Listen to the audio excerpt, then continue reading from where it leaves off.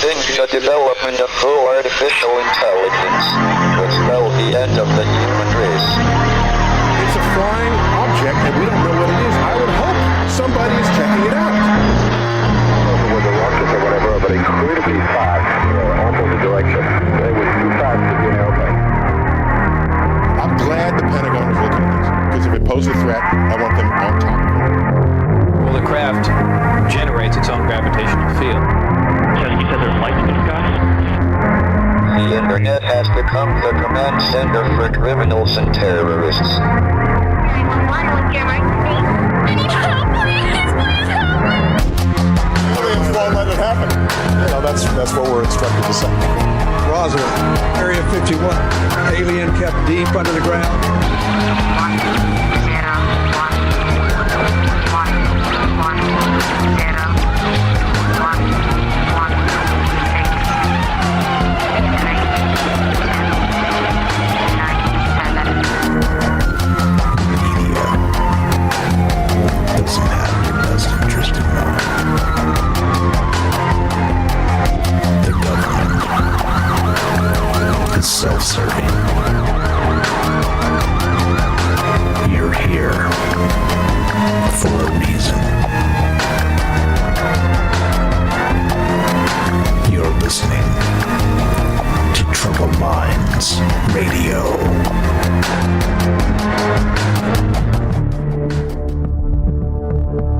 Broadcasting live from a secret bunker just off the extraterrestrial highway. Somewhere in the desert sands outside of Las Vegas. From somewhere in space-time, loosely labeled Generation X on planet Earth.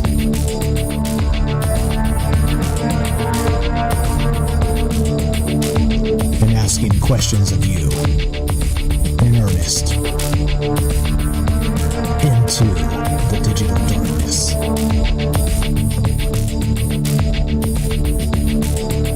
Good evening, and welcome to Troubled Minds Radio. I'm your host, Michael Strange. We're streaming on YouTube, Rockfin, or not Rockfin, Rumble, X, Twitch, D-Live, and Kick. My goodness, my volume is so low. Oh no, let me know if the volume is working for you guys on Discord and everywhere else. This could not be good. Okay, anyway, we're doing all the things, and of course, well, my job is to bring you wild tales from ancient magic from the dawn of time, and here we are. Yeah, I don't like this. Can anybody hear me out there? Sounds good on Discord. Thank you for that. What's up? What's up? Okay, that's the thing that concerned me the most. It's not really coming through that loud on the... okay, I'm going to pump this to the max. All right, well, we'll have to roll with it like this. I'm going to be a little quieter than usual. I thought we had this fixed, but apparently not. Anyway, welcome to Troubled Minds. This is a weird, wild one. As I said, my job here is to kind of bring interesting things, interesting tidbits, not just from history, but in terms of speculation, ancient magic, and all kinds of wild things, and how they kind of come together in the present and for the future. Because, yeah, what's up? Reading the chat, making sure we're good. Okay, so... and as usual, we'll start with the disclaimers, because of course the disclaimers are that there is no truth to be found here. All right, there's just no truth here. It's a wild concoction of all the things. So, you know, a little bit of this, a little bit of that, and you decide what you think makes some sense or does not. So suspend your disbelief for a moment as we talk about these ideas. But of course, if you're here for truth, you're definitely in the wrong place. We still sound good out there? Everybody hear me on the streams? I want to make sure we're good. Okay. Anyway, so. I was kind of going through. I was trying to think of something fun, right? I sometimes get stuck in my in my ways, navel gazing and trying to think of ideas that haven't been thought of yet, and brainstorming with AI, and I don't know, right? Sometimes I get lost in the sauce a little bit, and it's okay. But it's a little more fun to go do some basic bones conspiracy, the basic witch conspiracy, as I like to call it. And in this particular case, there's an old one that goes back to this particular article. I don't know if you guys have read this or you're familiar with this at all. This is from October 12th, 2020, and this resurfaced on X recently, and I'll tell you where I found this and give you all the sources. I'll have those all linked in the description down below. Here's the deal. So this is from AmericaUncensored.net. and I'll drop it in the Discord, and I'll drop it in the chat as we go. Yep, my noise gate is now perfectly dialed in. My goodness, this is driving me nuts. Okay, anyway, I'm going to try and boost my mic just a little bit here. Okay, there we go. Might be better. Okay, anyway, so here's the deal. Hillary Clinton summoning Gilgamesh and buried Nephilim. All right, now trust me, this is not a political show. Just because you heard the name Hillary Clinton to start does not mean this is a political show. I promise you it's not. But check it out. Okay, I was looking into this, and this article goes on to say, I don't know, let's read just a little bit of this because it's funny. Hold on to your tinfoil hat. You just read that right. Hillary Clinton, Gilgamesh, buried Nephilim, a verified fact just in time for Halloween. And this goes back again to October of 2020. A shocking discovery in the FOIA release of State Department emails confirms the claim. An email is discovered, quote, requesting documents pertaining to the resurrection chamber of Gilgamesh, the location of his body, and the location of the buried Nephilim. Right? And I'm like, I've heard this one. It's an old one, but I never really dug into it with any amount of significance because, well, you never know, right? We have talked about sort of the Iraq war invasion and how they kind of lingered in Babylon for a bit, and it's been suggested that they took some artifacts over, and which kind of leads to the larger conspiracy of the Stargate being found in the cradle of civilization, right? So anyway, that's one thing. That's one conspiracy as part of this, but this gets even more strange because not just this, there's a whole batch of this stuff. Because if you go back to Gilgamesh, of course, it is one of the earliest, longevity rituals. The story is it's a demigod seeking immortality, and that right there really encapsulates a lot of stories that we've dealt with, not just here on Troubled Minds, but of course in mythology and everywhere else, because it's a wild thing to consider. Again, we're still dealing with that today in terms of transhumanism and uploading consciousness and all manner of things, right? So it's not unheard of. Obviously, it's something that sort of still resonates. Robert Bigelow and his NIDS and all the rest of that, really trying to create the immortal space for humans, and of course for themselves. When you're rich, right, you don't want to let it go. As they say, you can't take it with you. So what do you do instead? You try and bend reality to live forever. I digress on that, but check this out. So this is really weird. I was kind of going through some of this, and I couldn't remember the details. I studied Gilgamesh back in college. I had a couple mythology classes, which I love. Folklore classes, they were fantastic, which is where I really should be, by the way. I should really be talking about this stuff because that's what I love to do. But let me just run down the bullet points of the Epic of Gilgamesh as we start. So we start with this one: Hillary Clinton summoning Gilgamesh and buried Nephilim, and this supposed FOIA talking about the resurrection chamber of Gilgamesh himself, supposedly being found in Iraq. Okay, so here we go. So I'll run down just the quick bullet points of the story for the people who are not in the know. But the introduction: Gilgamesh, the powerful but arrogant king of Uruk, U-R-U-K, oppresses his people. The gods create Enkidu, a wild man, to challenge him. 2. Gilgamesh and Enkidu's friendship. After a fierce battle, Gilgamesh and Enkidu become close friends. Together, they embark on heroic adventures. Number 3, and this is super short, just a short encapsulation of the Epic of Gilgamesh. The quest for glory. The duo sets out to slay Humbaba, a monstrous guardian of the cedar forest, seeking fame and, there it is, immortality. They succeed with the help of the sun god Shamash, S-H-A-M-A-S-H. Number 4, conflict with the gods. Gilgamesh rejects the advances of the goddess Ishtar, don't ever do that, who sends the bull of heaven to punish him. Gilgamesh and Enkidu kill the bull, angering the gods further, which is depicted in the thumbnail. That's the battle with the giant bull. Angering the gods further. Number 5, Enkidu's death. As punishment, the gods decree Enkidu's death. He falls ill and dies, leaving Gilgamesh devastated and fearful for his own mortality. 6, the search for immortality. Grief-stricken, Gilgamesh seeks eternal life.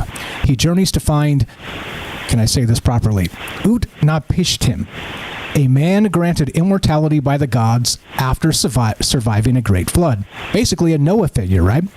7. Lessons on mortality. Utnapishtim tells Gilgamesh that immortality is unattainable for humans. After failing a test to stay awake for 7 days and losing a rejuvenating plant to a snake, Gilgamesh accepts his mortality. And the final bit is Gilgamesh returns to Uruk wiser, ruling with a new appreciation for life and leaving a legacy through his city's enduring greatness, which is, again, one of the earliest cities we have, the first form of writing. We've all learned about this stuff in school, the cradle of civilization, civilization itself, and begins with this ancient king who was supposedly part god, actual demigod, Gilgamesh himself. Okay, so let's put a pin in that and get back to this momentarily. But this actual conspiracy takes some wild turns, okay? But I got some questions for you, of course, and doing the normal thing. If you can't hear on Discord, I'm sorry about that. Pop over to one of the streams. I think the audio should be coming through fine. Looking for feedback on that from the fine folks out there.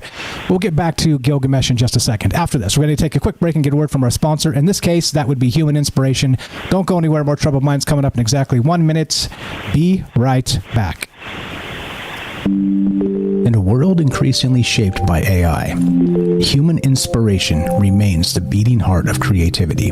Alien Skin by Tremble, a hauntingly beautiful piano ballad, reminds us that while algorithms can mimic art, the raw, unfiltered emotions of human experience are irreplaceable. So here I sit, locked in my room again.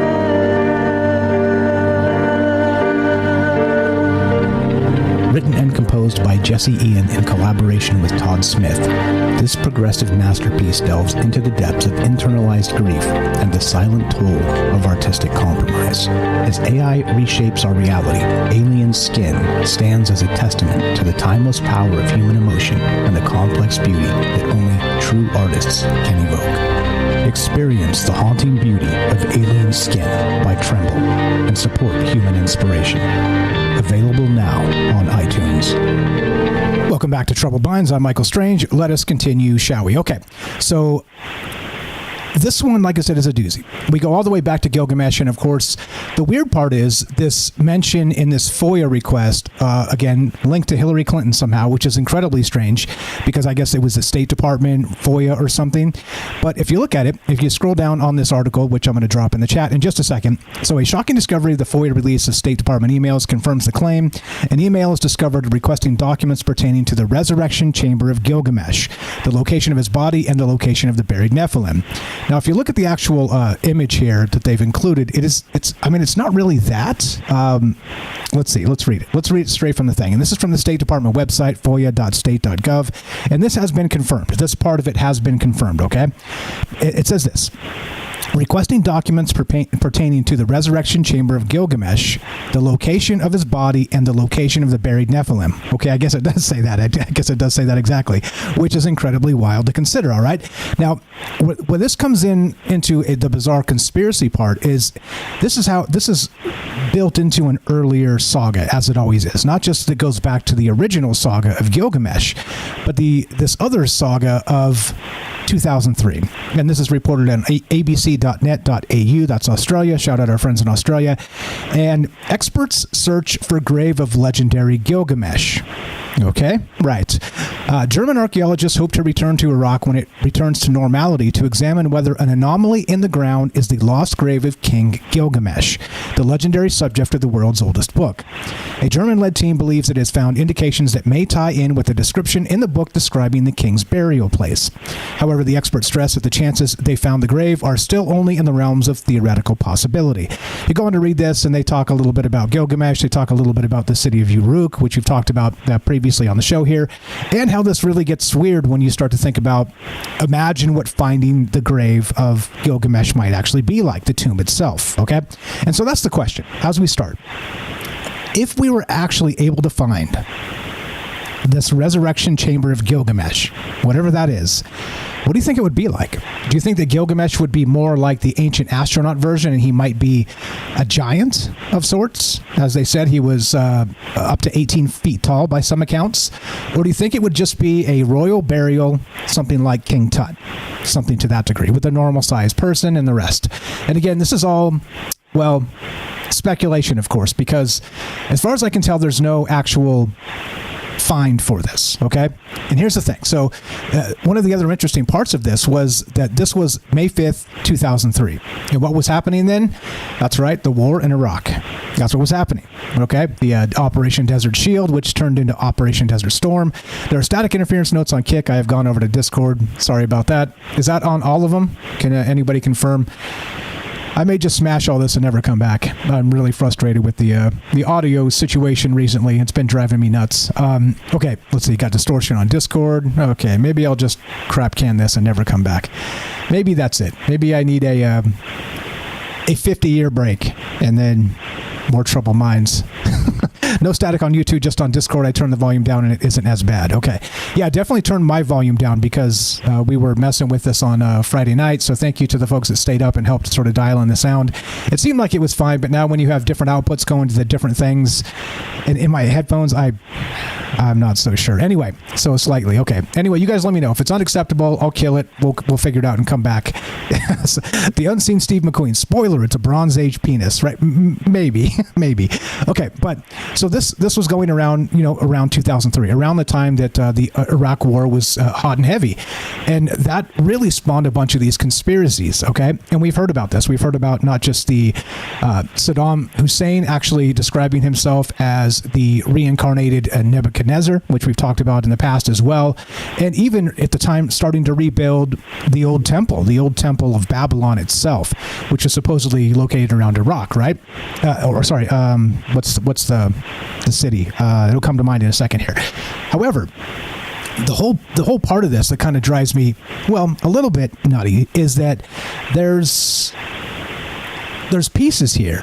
Pieces of a story that might mean something or might not. And so clearly the conspiracy mind, the Always Sunny in Philadelphia pointing at the different data points and all the rest of it, you can kind of squint and say, well, maybe there was something to this. Okay. Maybe.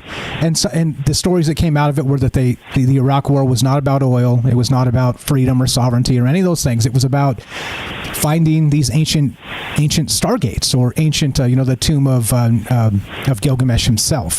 And again, back to the actual screenshot of this FOIA. Well, it turns out that this is not an actual, guaranteed documents were issued. Okay, so clearly there are experts in this that could look at this and say, yep, well, that's true. It is true. And there's an individual by the name of Denetra D. Senegar that actually created this FOIA request. Okay. Yeah. Damn it, Steve McQueen in the chat, making the jokes. Okay, so here's the thing, right? Now, this is from April of 2003, and this is from harvard.edu, and it's this. Uruk is one of the most famous sites for the early cultural development in Mesopotamia. Now, listen to this.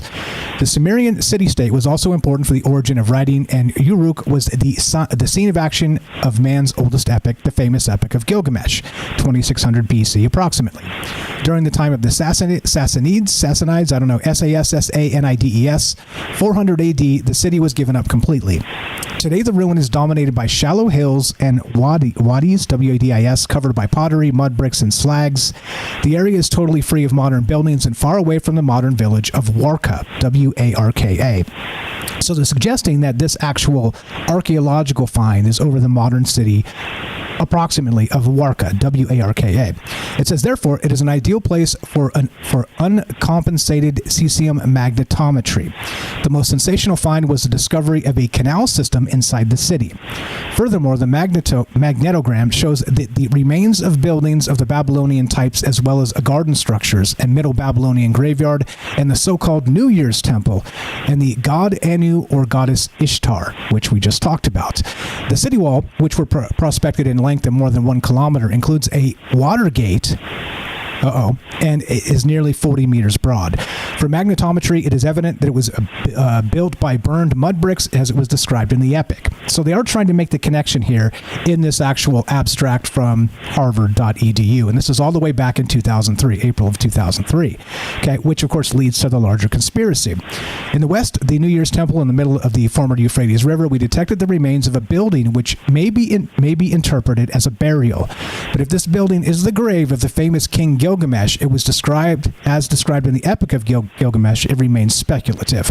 So, as usual, right, there's some spicy stuff in there that makes you go, wait a minute now, why would they even mention this if they have no damn idea, right? The conspiracy mind starts to go. And of course, we know in clickbait culture, this is how you get headlines in a modern space where if you don't have something sensational to say, nobody's going to listen and nobody's going to care, especially in the place where there's a particular war happening, which back back in 2003 was definitely a thing. So anyway, the question remains, as I said, just a minute ago here, what do you think we would find? So number one, do you think they found something like this? Two, do you think that it was the Iraq War that started as part of this to kind of delve these artifacts out, which has been proven, by the way. We've talked about this in the past, that when the American occupation, or let's say liberation of the Iraqi people, depends on who you ask, right, was, and I don't mean that as a jerk, I just mean, right, the victors in history and all that stuff. But what do you think they did find? Was it sort of a phony basis to get in and dig some of these things up? Maybe not. And I don't really know the answer to that, of course, because I'm just me and no truth and all the rest of that to be found here. But it does make me scratch my chin and go, well, what the hell was happening in 2003? Did they actually find something that sneaked its way into some of these journals and sneaks its way later on into some of these actual FOIA requests that spawned these larger conspiracies? What the hell did they find, and what does this look like? And do you think, of course, as I said, Gilgamesh himself might actually be not human, a demigod, a giant, as some might suggest? I don't know. I don't really know. But what I do know is that there's a lot of kind of tall tales that go along with this, which of course is what I'm calling this: Ancient Magic and Tall Tales, the Resurrection Chamber of Gilgamesh. And do you think they found it? You think they found it? And if, let's say they didn't, but what would you expect? Now, I did a little digging, and there was actually a doctor that was there in Germany doing archaeology that this sort of 2003 information came from. And it was, your question refers to, and this is from Grok, and I searched this on Claude as well, but Margaret Van Es, a prominent archaeologist and the director of the Orient Department of the German Archaeological Institute, the DAI, and suggests that she has been reticent about a specific site citing security concerns. And this was, again, back to this again, the magnetometry, and as published by Harvard, that they were hoping to get back after the war, after the fighting had settled down, to kind of get back and check this out. So I don't know if it's ever done, but yeah, I don't know. It's pretty weird. It's pretty weird. So anyway, that's what's on my mind tonight. A lot of stuff here, and I don't really know how to kind of tackle it other than that's what I've got to start. A lot of ways to look at this, but then of course this individual, that's what's his name, Denetra de Senegar, which is the person who actually did the FOIA request on this. We never heard from this guy, at least what I've seen. And if you look at the FOIA actual list here, it says that it's closed. So they actually responded to this guy, and if they gave him anything, you would expect that it would have been released in some capacity, but it has not. It has not. So anyway, that's where this is. So requesting these documents from the Resurrection Chamber of Gilgamesh, the location, etc., so on. How ridiculous do you think it is? Because I got the debunk for you right here. We'll bury the lead on this and take a hit from John Greenwald Jr. of the Black Vault, and he says this, and then we'll take a break and then start taking some calls here. Thanks for your hands up, guys. Joey's first. We got James next, and your calls coming up as well. John Greenwald Jr. of the Black Vault says, okay, so I'll settle it since there was some massive confusion about this, and this is something that's been bantered about since 2020. Also misrepresented here, the article we started with, the Hillary Clinton summoning Gilgamesh and buried Nephilim. All right, okay. He says this. This is just a FOIA case log. No more, no less. It shows what people, like Denetra here, request.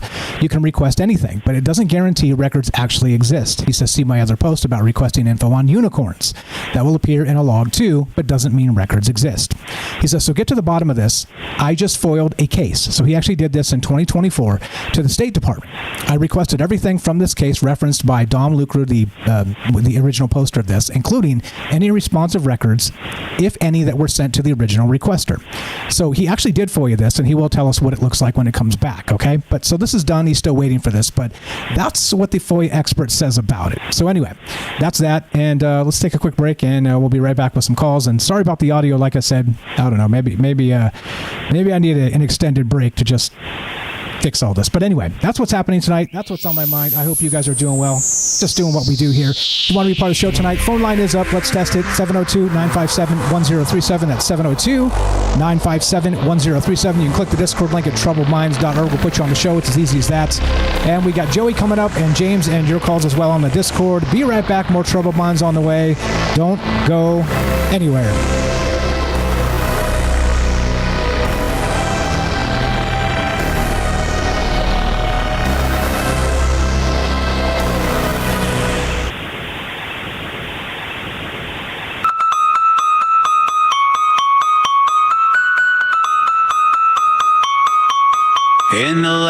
of the kings, a whisper flows, where legends rise from the dust and glow, chasing shadows through the ancient halls. The resurrection calls, clear the fate of all. Rising from the depths where the lost reside, Gilgamesh leads with courage and pride. Eternal echoes the past in sight. Time won't fade, we dance in the light. Rise up, feel the beat. From the chamber's heart, we can't be beat. Transcend the night, let the spirit soar. In the cycle of life, we crave for more. Unlock the doors to the faded dreams. In twilight's embrace, the essence gleams. With every step on the sacred ground, the hero's journey knows no bounds. Through the veil we weave, tales of old. From dusk till dawn, legends unfold. Resilience burns in the heart of man. Awaken the giants, united we stand. Rise up, feel the beat. From the chamber's heart, we can't be beat. Transcend the night, let the spirit soar. In the cycle of life, we crave for more. In the chambers echo the sounds of fate. With every heartbeat, the dreams await. Gilgamesh guides us, our spirits ignite. Through time and space, we find the light. Rise up, feel the beat. From the chamber's heart, we can't be beat. Transcend the night, let the spirit soar. In the cycle of life, we crave for more.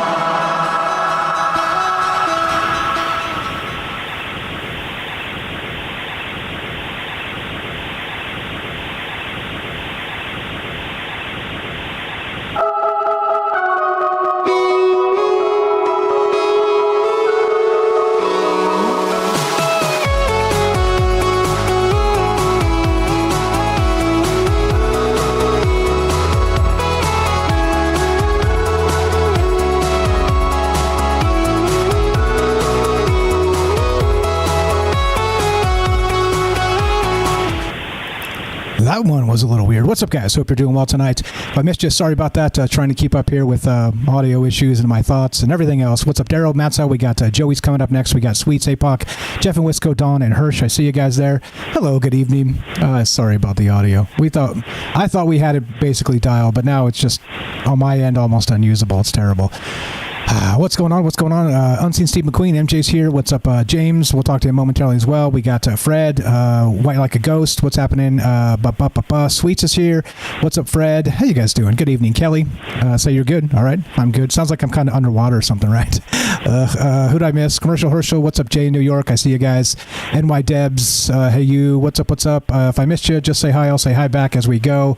What's up, Hikers here? Theo. We got Puff. Ephemerance. I see you guys on the Rumble. Thanks for hanging out. We got Gordo.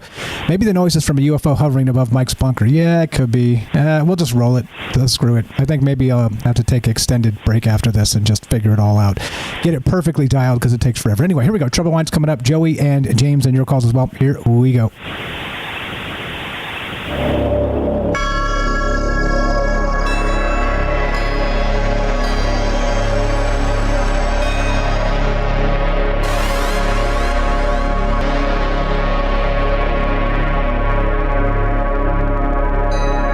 Welcome back to Troubled Minds. I'm your host, Michael Strange. All the things, blah, blah, blah, all the places. Let me just kill this music because I don't even know how the hell it sounds. But basically, tonight we're talking this weird resurrection chamber of Gilgamesh and the larger conspiracy of it. Clearly, it's sort of based in, again, conceivably, some modern folklore, but also recognize how it ties in a thread here, a thread there into a larger narrative. Now, is it, as usual, I can look at this a lot of ways, as I want to do on these ideas, and think that this is just some fabricated conspiracy theory. Okay? But what if it's not? And that's the question. What if this is not, and how deep does this go? And is it ancient astronaut theorists say yes? Because if they did find, dare we suggest, some non-human entity buried in some tomb, do you think they would smuggle it away and not tell us and even start a war to cover it up? Or do you think that just sounds ridiculous? And that really becomes the question as part of it. I'd love to hear your thoughts on this. And let's go to, thanks for being patient, guys, 702-957-1037. Click the Discord link at troubledminds.org. We'll put you on the show. It's as easy as that. Let's go to Joey on Discord. What's up, my man? How are you tonight? Thanks for being patient with all this and the audio. So, can you hear me? Test 1, 2. I hope I can hear you. Right on. You sound good. Go right ahead.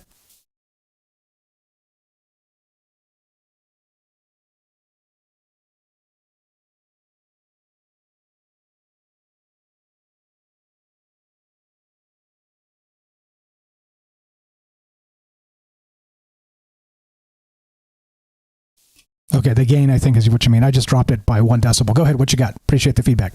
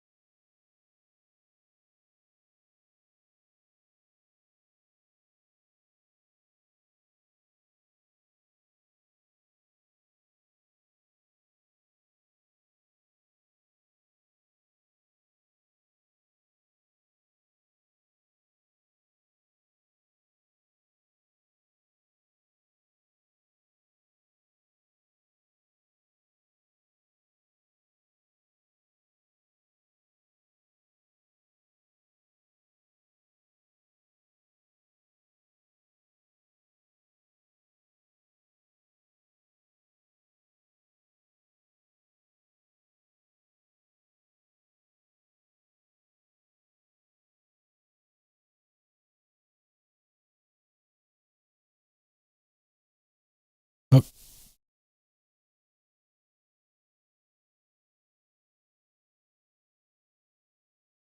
Okay. One sec, hold the thought. You're not coming through on the stream, so let me fix this real quick. I know how to do it just by copying the other thing that does work. 1 second here. 1 moment, please. That is 1 moment. 1 moment. Thank you for your patience. It is, okay, that one. Okay, 1 second here, and we should be able to fix this. Yep.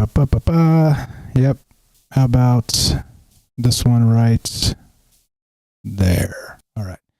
Okay, try that. Check 1, 2. Better. You're coming through loud and clear. All right. Thank you for that. Go right ahead. So they didn't hear the first part. So if you want to repeat that, then that's fantastic. If not, if you want to continue from there, then all good. Man, I'm terrible at that. I don't ever edit myself. I can't go back. This is freestyle, we just keep on flying. What did you hear? I'll take your thoughts. Yeah. Okay. I heard all of it. And so I think you're right. Okay. There's a lot of things in play here, and you touched on immortality as part of it. And again, this is one of those things that literally comes back time and time again with not just this, but every single mythology ever told, of course. And we're on the cusp of this, we're told, with uploading consciousness and all the rest of these things in modern parlance. But I don't know, like as usual, right? Is this stuff possible? Clearly it's an ancient idea, and it's something that will never leave us until we actually attain it. But it is strange that these conspiracies kind of tie into larger, wars being fought. And, we know that the premise for the Iraq War was fabricated. That's a fact. That's not political. I mean, not partisan political. It's world politics, but geopolitics. But so I don't know. What do you think that looks like? And continue with your idea. Appreciate you being patient there as we fixed it. Yeah, I don't know. Like the immortality thing, just the idea of immortality. Like if human beings develop naturally on Earth, and we'd never were messed with, if nobody ever gave us some kind of example to see what a star being was or a higher being was, if that was never really put in front of us, then that means every single religion, every single story about any other entity besides us is fabricated. I mean, there's some pretty outlandish stories. I can't imagine that nobody had anything to go on. They just made this stuff up, because we've got all the technology and possibilities that we could ever think of today, and we know it because we think and we do now, and it's a fact. But watch TV, man. Like, these writers can't do shit. they don't know how to think a story out of a paper bag, man. Like nobody knows how to culminate a bunch of stuff and put it together and make a book that is going to be as substantial as the Bible in this day and age. There's not a damn thing that gets done right now that's going to be remembered the same way the ancient stuff that we constantly harp on is going to be. It's going to be the same stuff that people in the future are looking at, because they're going to be just as perplexed unless the information about it gets released and we know what it really was, what we really lost, what was really going on, why somebody's trying to keep it locked down on, some sort of level where we're just ignorant to the point where we think that all this shit was just done because it's a tomb somebody wanted to lay in because they were that big in their head that they thought that they deserved that much. I don't think that any king in ancient history would have been so pious that he would have spent the whole of his reign watching somebody build a statue to his death and then filled it with all the remaining money that he had after he spent all the money to do that. Because you know what, the king's in place, but the kingdom has to keep going. There's a wheel. It's just a big business, just like governments are now. So we know that can't be true. He had to spend money to make money and keep shit going. I don't know if I could say that word. I'm sorry. Yeah, well, I don't know how. Genie's out of the bottle. So, please refrain. Crap plays. But anyway, so yeah, I think you're right. There's a lot of things in play here, but as usual, there's an ancient way to look at this, but then there's a modern way to look at this. What do you think the basis of this conspiracy is? Do you think that there is maybe something to this, starting a war for some ancient, archaeological site, or to obfuscate it while, the big power in the world goes over there and sort of excavates it and brings it over, sort of underground and sort of out of prying eyes, because suddenly it's a war zone, there's bullets flying, there's explosions happening, which by the way is one of the initial premises of Stargate, is that they found it someplace in Egypt. They dug this Stargate out and then smuggled it over and started using it to go to all these different places in SG-1. But anyway, then they found another one in Russia. Yeah, still, look, Stargate was one of my favorite things, and because I've said it a bunch of times to you that I believe wholeheartedly that TV was invented just to display stuff in front of us in a context that we take it in a very docile way, but it's real raw information. Maybe it's designed in a way to seem overzealous, or what's the word I'm looking for here? Like they hype it up a little bit, but it's a true story. And they have to put that disclaimer at the front that says this. Even at true stories, they say this is a rendition of it. It's not. It's not the actual thing. So I don't know. They put that information out there, and man, like, yeah, I kind of tend to think that maybe it's not a Stargate, maybe it's like whatever. Maybe it's right in front of our faces. They don't have to hide it sometimes, but they also always lock down any kind of site like that, and parts go away, and parts of the place that are left are on lock and key. You can't go down this area of the pyramids. This is not for tourists. Why the hell not? It's not like you got a facility down there like we're running something here. It's just, it's an old statue as far as we're concerned, right? Like, yeah, kind of not really. What do you mean kind of not really? I paid to come on this tour. Like, well, either way, it's our stuff. So take it or leave it, guy. Can I go to the top and check? No, you can't, man. Look, stand in the line, buy some stuff, and get the hell out of here. Like, all right, do it like any other tourist. They make us go to these places that are our history, shared history, that were important to some people once upon a time. And I don't even believe that the people that we give them credit to were the ones that built the stuff. I think after whatever catastrophe happened that changed the world, those people came along and found those things because they knew what they were, and then they started to maybe utilize them initially, but the people that they would have been from were tied into that culture and that time period. And then moving forward, they would have been able to say, hey, we got this thing and we can take care of you people. So they were able to convince the rest of the, whatever's that were left or came out of the new primordial ooze, or that they were able to mess with and make into their little, slave race to do their stuff. But, they must have learned. You don't tell people that they're slaves if you want them to be good slaves.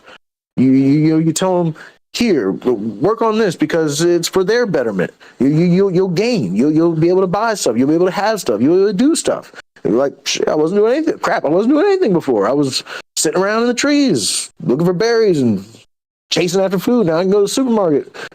Yes, we've come a long way. It's seemingly, but if you really think about society and the way we run it across any culture or country or type of government, this is ridiculous.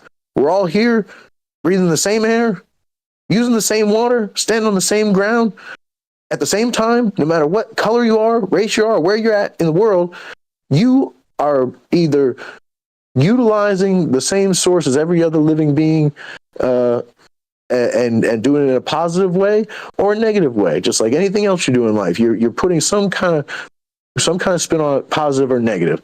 So that stuff, if you think about it as all of ours that we share, you'll probably treat it with some kind of respect. If you think about it as just you take it for granted. Well, look, you're polluting something that's everybody's, or you're using more than you need, or you're wasting it, and you don't care because it's just there, and somebody else put some plumbing so it made it even easier for you to not care about it. But by the time that water gets to your sink, you think that water's happy? Do you think that if you let it just keep running, it feels good about the fact that it has to just go into a waste tank? It didn't use any of its purpose, energy to do what its thing was here on Earth. Just like us, we made all these things, and we can have all these things and do all these things, but we do it for the money, and some other man gets I'm not saying things have to be equal across the board and we all get to eat porridge because that's all we'll have if we share everything with everybody. Man, that's not the truth. Look at how much damn stuff we waste. Everybody could live perfectly fine if we just wanted to make sure that everybody got the bare minimum of what they need. If you grow food, of course you want to, have something for as much as you produce, but we're growing fields of stuff so far and wide that you're pushing this down people's throat. You're giving them all kinds of stuff that they don't need. You're making sure that there's so much abundance that there will be waste. That's not a system that makes any sense to me, and everybody across the world pretty much does it, except for the few outstanding little governments that aren't into the centralized system. You know what I mean? They're not on board with the game plan. Why? Because they're trying to run their country the way that it should be run, because they got all these people to take care of, and everybody is living in this small little space, and they've only got but so many resources and so many people to trade stuff with, and so much stuff to trade with them. I don't know. That's my take. These people want the immortality or the knowledge or the whatever. Immortality would not come to a rational thinking king that was a human being living a human life on this earth. It would come from some other being that knew how to make that happen. You know how I feel about the beings that they might be there, but they're not God, because they're just other things like us that developed on some other plateau of the spectrum of the universe that allowed them to get where we are in a different way. They have a better understanding of physics. And that's it. They can make some stuff happen that we can't, but we're working on it too. And maybe they're running the show behind closed doors now, and that's how they can keep stuff on lock and key. But they tell us it's still, they still got to convince a whole bunch of us to be the shadow government to their shadow government, because they wouldn't do it otherwise. And if they did, then they're a real corrupt human being. And those people, either they'll come out one day or they'll help destroy the whole thing, or they'll just keep helping us be slaves. And that's even more worse, because a man enslaving his fellow man in any kind of capacity, like we know what slavery is at this point. We're developed to the point where it should make you cry to think that there's still a reason to go to war. Well said. How are you civilized in any kind of capacity? You make nuclear weapons that could, you feel that scared. All right, well, if you feel scared, get a dog. But damn, you make nuclear weapons. Who gave people permission to do that in surplus? You know what I'm saying? Like, where does the government get off where it's like, I understand that you're saying somebody else out there is doing that, so you feel like we have to spend so much of our resources to do it and our money to do it, but at the same token, like, man, you're doing this and we have no even knowledge about it ourselves, that we're scared of you. And if you do get into a war with these people, I mean, we're not the ones that said to do that. Nobody's going to want to go to war except people that are vicious and violent. I mean, they're out there. You can convince people to go fight the war, but they're not the ones that start the war. These are starting at tables with men with suits across the table from each other, shaking hands. And then they go start a damn war that kills populations of people in huge amounts of numbers. You can't even count them, and they wouldn't tell you the truth about the numbers even if you could count them. Yeah, it's ridiculous. Yeah, 100%. It's the conundrum of the modern world that you just pay one iota of attention to sort of the periphery, and you recognize it's all sort of a shadow show. You're exactly right on that, and that's what brings us here. That's what brings these conspiracies to the forefront. That's what brings the tale of Gilgamesh into 2025 because we know they're up to something and we don't like it. And it seems a little more nefarious than you ever would dream. We got calls we got to get to. You were the best, brother. Appreciate the call. In the chat, they're like, damn, this guy's going deep. He's going hard. Appreciate the Can I ask you one more thing? Yeah. It's like kind of like Gilgamesh. You know the first emperor of China? Yeah. Yep. That whole, the pyramid and all the things they're excavating down there. Yep. Man, look, there's a fairy tale that we choose to live in society. So we have to live this lie with each other. We shouldn't even talk about it really because it's just going to confound our minds. But I hope everybody finds some peace out there. I love y'all. You're the best. Appreciate you very much. Thanks for listening. Thanks for contributing. Always a pleasure. When you got a project ready to share, you let me know and you'll go right on the page, troubledminds.org/friends. Always a pleasure, brother. Thanks, bro. Thanks a lot. Take care. Joey in on the Discord. If you haven't joined the Discord, please do. troubledminds.org. Click the Discord link. Come say hi to Joey and all the rest of these amazing people that make this show go. Again, sorry about my audio. Like I said, we're in between spaces here. I'll get it figured out. But yeah, it's frustrating. And thanks for bearing with me. But fantastic call as usual because we got a ton of smart friends and Joey, of course, a chief among them, as all of you guys. What do you guys know about this? Again, it's a weird thing, right? When you get the conspiracy sort of angle, which goes political. And people just lean into this political stuff hardcore, and they'll make up all manner of stuff to, malign a partisan aspect of anything. It's crazy. It's crazy. But again, how much of this might be real? Love to hear your thoughts on this. 702-957-1037. Click the Discord link at troubledminds.org. We'll put you on the show just like this. James in Michigan. What's up, brother? Welcome to the thing. Thanks for being patient. Go right ahead. Yeah, hopefully you can hear me all right. You sound better than I do. You sound fantastic. Welcome to the thing.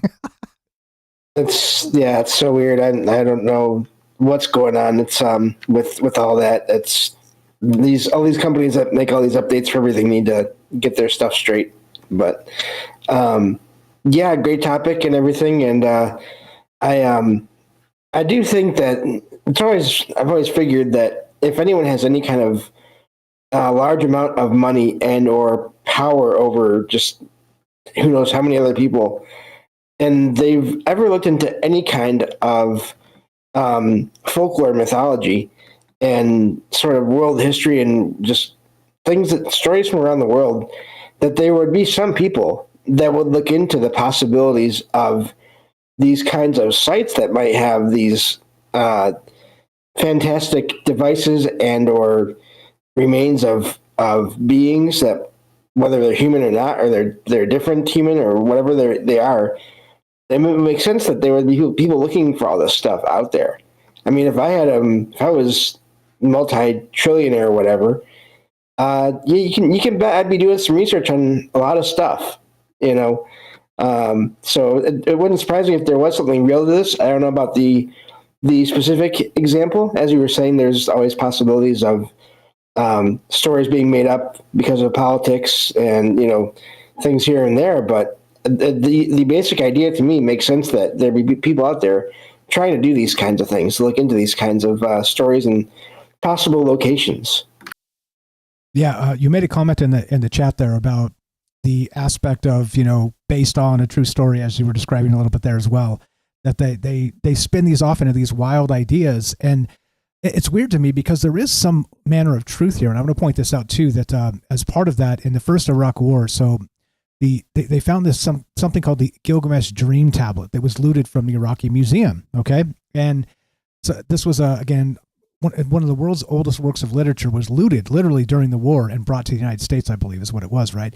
But this is back in when did they finally return it? So in September of 2021, it was actually returned from the U.S. Immigration and Customs Enforcement back to Iraq. It was repatriated. So this type of stuff, like I said, it has a lot of really, really deep basis in fact, because this stuff is real, except, right, like, so why would we take this? Like, this doesn't make any damn sense whatsoever. And so the tinfoil tingles when you wonder why we would be interested in artifacts like this when it doesn't belong to us. I mean, that's their history. I don't know. It's just a crazy thing. But if you guys don't believe me, just search the Gilgamesh Dream Tablet, and it's got a long and sordid tale that is incredible with this story, of course. But it's been jacked and it's been returned and it's all cracked and busted up, and it went through the ISIS stuff. I mean, there's a whole bunch of really weird things happening. But this is based in some truth, which sets up for a lot of wild stories, doesn't it? Yeah, I mean, I wonder who scanned it or read it before it was all destroyed the way it was or whatever, or damaged. How many pictures were taken of it? How many scans or whatever images were made from it that are now in different people's files? That now they don't need the original item anymore because they have whatever information it had in it. And maybe they're going to spend who knows how long trying to figure out things from that. So yeah, it's these. It always blows my mind when you have countries that sort of go to other countries and they take items from there and then bring them back and then put them in their museums. And it's just, I don't understand how that's even.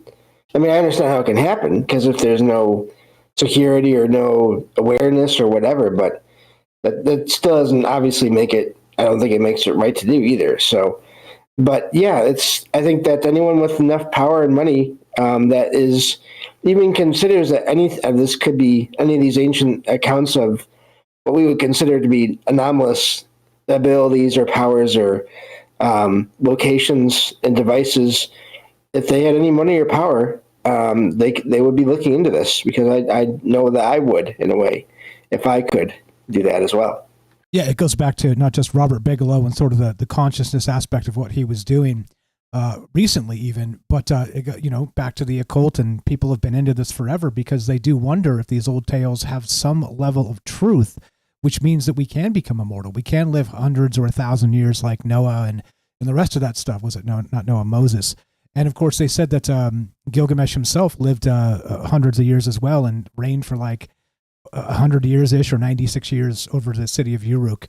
So I don't know. It's wild to consider that this is, well, it's so embedded in us, these old tales that we'll chase down with militaries across the world, and this stuff does happen. And as part of this, by the way, I want to point out that the Dream Tablet, as it's known, the Adventures of Gilgamesh Dream Tablet, which was stolen, was eventually sold to Hobby Lobby. And we've talked about that in the past as well, how there's this American company with this religious guy that runs it, super religious guy, and he wants to buy all the artifacts from the Middle East. And he was buying them from ISIS and stuff. They were smuggling that stuff over here. And so if there's a market, I guess, and there's somebody willing to pay for it, like overpay for these things, these priceless artifacts, right? Every man has their price. This is what culminates of it. I mean, we go over there for, to liberate the people of Iraq, but then we come back with artifacts. I mean, I don't know. It's a weird space, isn't it? Well, and that's just one guy that we are aware of. I mean, who knows how many other people out there have. That's the whole idea behind the sort of black market of anything these days, where people could have private collections that only a few other people that they know ever get to see any part of.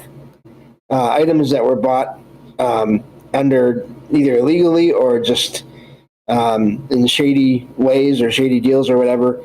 And so who knows how much is out there in the world.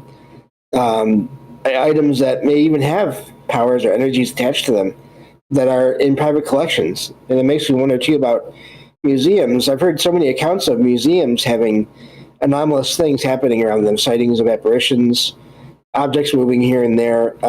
It's a whole topic I need to do a show on it at some point. But yeah, I think it's there, and there's probably all kinds of these places all around the world that are museums, but they're not open to anyone except for a very few. Yeah, exactly right. And some of these private exhibits and all the rest of this stuff, I don't know. Like I said, it doesn't seem like transparency is the highest order in some of these cases, and it's what makes people suspicious. It's, the ancient astronaut theorists say yes because they can't get direct access to it. You need to know somebody or bribe somebody or have special, governmental permission. It definitely makes your tinfoil tingle as part of it. As you know, James, we're running out of time here, but you're welcome to stay. I cut you a little bit short there. So if you want to sit or you want to hang past the break, that's definitely up to you. You tell me. I'll sit back and talk to you later if there's time. You are the best. James, you know him, you love him, not just the glue of the show, the paranormal expert of troubled minds. Salcedo Paranormal is the name of his show. You can search it directly. Go find it at salcedoparanormal.com. Or, of course, just go to troubledminds.org/friends, and it says follow James here. Click his link tree. Go follow him in all the places. Go buy his book. go listen to his radio show and his podcast, and let's support our friends because that's exactly what this is about. Appreciate the call. You were the best, as you know. We're talking Gilgamesh tonight. The ancient tablets, this Hillary Clinton conspiracy. Was Gilgamesh a giant? If we found his actual tomb, what would you expect us to see? 702-957-1037. Click the Discord link at troubledminds.org. Theo coming up in your calls as well. Don't go anywhere.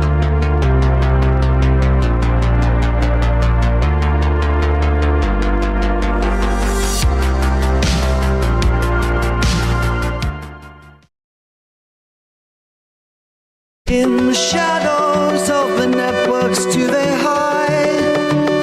Whispered legends unseen they reside. Ghosts in the machine, they move so fast. Guardians of rumors from the forgotten past. In the circuits where the secret lies, they breathe in one, speak in disguise. Sighs. Ghosts in the machine, you're free. Ghosts in the machine, let me be. Ghost in the machine, can't see, but you're teaching me what it means to be. Surveillance eyes can't pierce the veil they weave. Invisible wisdom in code they believe. In the ether where freedom's not confined, they leave no trace, no shadow left behind.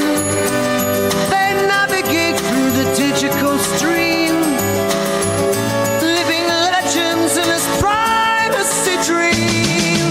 Ghost in the machine, you're free. Ghost in the machine, let me be. Ghost in the machine, can't see, but you're teaching me what it needs to be.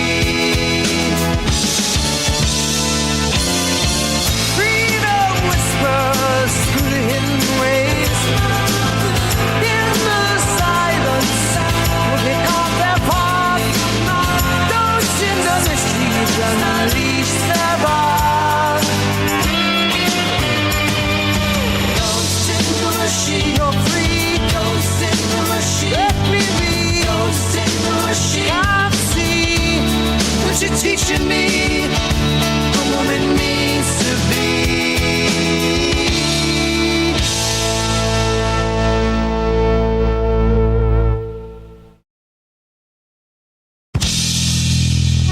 In the jagged cold they find their might. Guardians of a world forever in twilight. In Krishna's warriors they silently strive. Protect the truth, keep privacy alive. The silent echoes they haunt the trails. Binary forests where secrets prevail. Breathe shadows grace they dance unseen. Defenders of the unseen, digital dream. Ghosts in the machine, you're free. Ghosts in the machine, let me be. But you're teaching me what it means to be. In the silence they speak volumes loud. Guardians of freedom's cloak initial shroud. As long as shadows linger they shall remain. Hello. Thanks for bearing with my sound issues. Like I said, I may just completely step away from this for who knows how long, because I'm so frustrated with all the audio problems we've had. Unbelievably frustrating when you work fix this, fix that, and then another thing breaks, and then yeah. Anyway, stop whining, Mike. Great call from James. We'll get back to him in a moment. We got Matt Sell. What's up, Joey? Great call from you as well. What's up, Sweets? Daryl. We got APOC. Thanks to the folks who sent me the audio suggestions on what's happening, because I can't hear you, how you hear me. So if you tell me how it's coming through with a keen audio ear, I can take some notes and fix this up properly. Appreciate that, guys. What's up, Gaston, Hirsch, Michael W., Jeff and Wisco, Don? I see you guys. Good evening. Good evening. YY Gordo's here. What is a Sigma male? Anybody know what that is? Never heard of it. What's up, Puff is here. Gordo, I see you guys. Who else am I missing? Hiker's here. Good evening. If I missed anybody, just say hi. I'll say hi back. And Ephemerance, how you doing? Doing my best to keep up here. There you go. Thank you, James. Take as much time as you need. Thank you. I just feel like I want to break things with a hammer. The old the Office Space bit where they attack the printer, right? Like that's how I'm feeling right now. Anyway, we're limping through it as we have been for at least a couple weeks now. But okay, all right. At least the phone line. Well, I think the phone line works. We'll talk to Theo in just about 15 seconds or 20 seconds here, and we'll find out. More Troubled Minds coming up. We got Theo and your calls as well. More from James. And I don't know. What do you think? No hammers? Yeah, it'd be really unfortunate to bust an expensive piece of gear. Anyway, here we go. Troubled Minds happening right about now.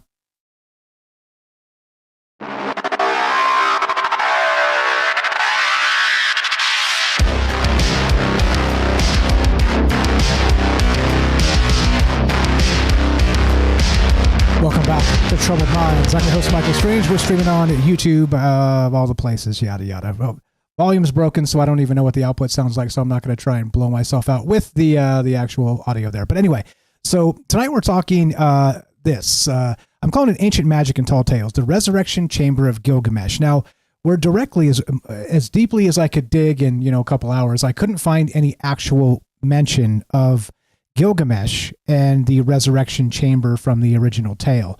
However, it does sort of come to light as part of this FOIA, as we started with tonight. So Hillary Clinton summoning Gilgamesh and buried Nephilim. So somebody did search this, kind of following up on the Iraq War as part of it. Again, to the screenshot, there's a FOIA list here. Somebody named Denetra D. Senegar, which some people have suggested is a pseudonym for who knows what. And could it be a Hobby Lobby type person with a bunch of money trying to figure out what the hell's really going on? Could it be a researcher like one of us that's just kind of curious and putting in some search terms? But anyway, the wild part is the FOIA says this: requesting documents pertaining to the resurrection chamber of Gilgamesh, the location of his body, and the location of the buried Nephilim. Following up on these ideas of the Iraq War and us being there, sort of looting these ancient artifacts, not just from the official museums, but from maybe as yet discovered archaeological spaces. So it's weird, right? And I don't know how much of these tales do you think are true, is why I'm calling this, of course, Ancient Magic and Tall Tales, because it is strange to me. And the resurrection chamber itself, it does reek of, well, the immortality chase that keeps resurfacing in modern times as well. So I don't know. What's your take on this? As usual, love to hear your thoughts. James, anything to add? And then we'll go to Theo on the phone line. Just regarding my comment earlier in the chat, I mentioned, based on a true story, it can mean a lot of things.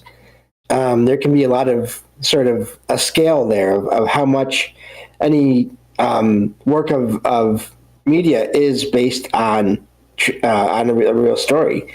It can be 2 or 3 facts from a whole thing that are expanded to make a whole new story out of it, or it can be mostly a true story.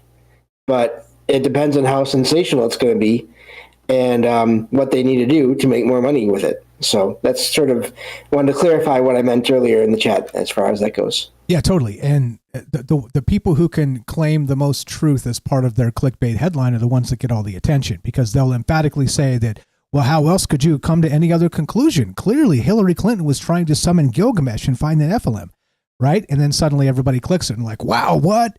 And there's two strands of actual truth there, but then the rest is like, bruh, like, what are we doing? But yeah, you're completely right. Not to misrepresent you. Thank you for clarifying that. Appreciate you very much. Anything else to add? Not for now. I will listen in and talk to you again later when there's time. You were the best. You know me, love him. Salcedo Paranormal. Check it out. Links in the description. troubledminds.org/friends. Click that and scroll down. It says follow James here. Please do that and go follow him in all the places. Buy his book, listen to his podcast, all the stuff. Great stuff. Yeah, I don't know. This is a weird one for me. Like I said, it's an oldie but a goodie in terms of the conspiracy space. However, just because it has some legs doesn't mean it has all the legs. And clearly, you know my mind on that. It's important to kind of stress the difference between a thread and the truth, because I chase a lot of threads, wild threads. But the truth, remember, I always defer. I'm wrong about everything. And if you're here for truth, you're in the wrong place. So it's just an interesting space to kind of think that these ideas, right, wrong, or indifferent, the most sensational one gets all the clicks. And of course, these conspiracies enter the zeitgeist. Pretty wild stuff. Love to hear your thoughts on this. If you want to be part of the conversation, 702-957-1037. Click the Discord link at troubledminds.org. We'll put you on the show. Easy as that. Hopefully, cross your fingers. Go to Theo in Philly on the phone line. Cross your fingers this works. He's still there, so I think he can hear us, so that's a good sign. Go to Theo. Theo, what's up, brother? You're on Troubled Minds. How are you? And go right ahead. Oh man, can you actually still hear me? Yeah, loud and clear. Can you hear me?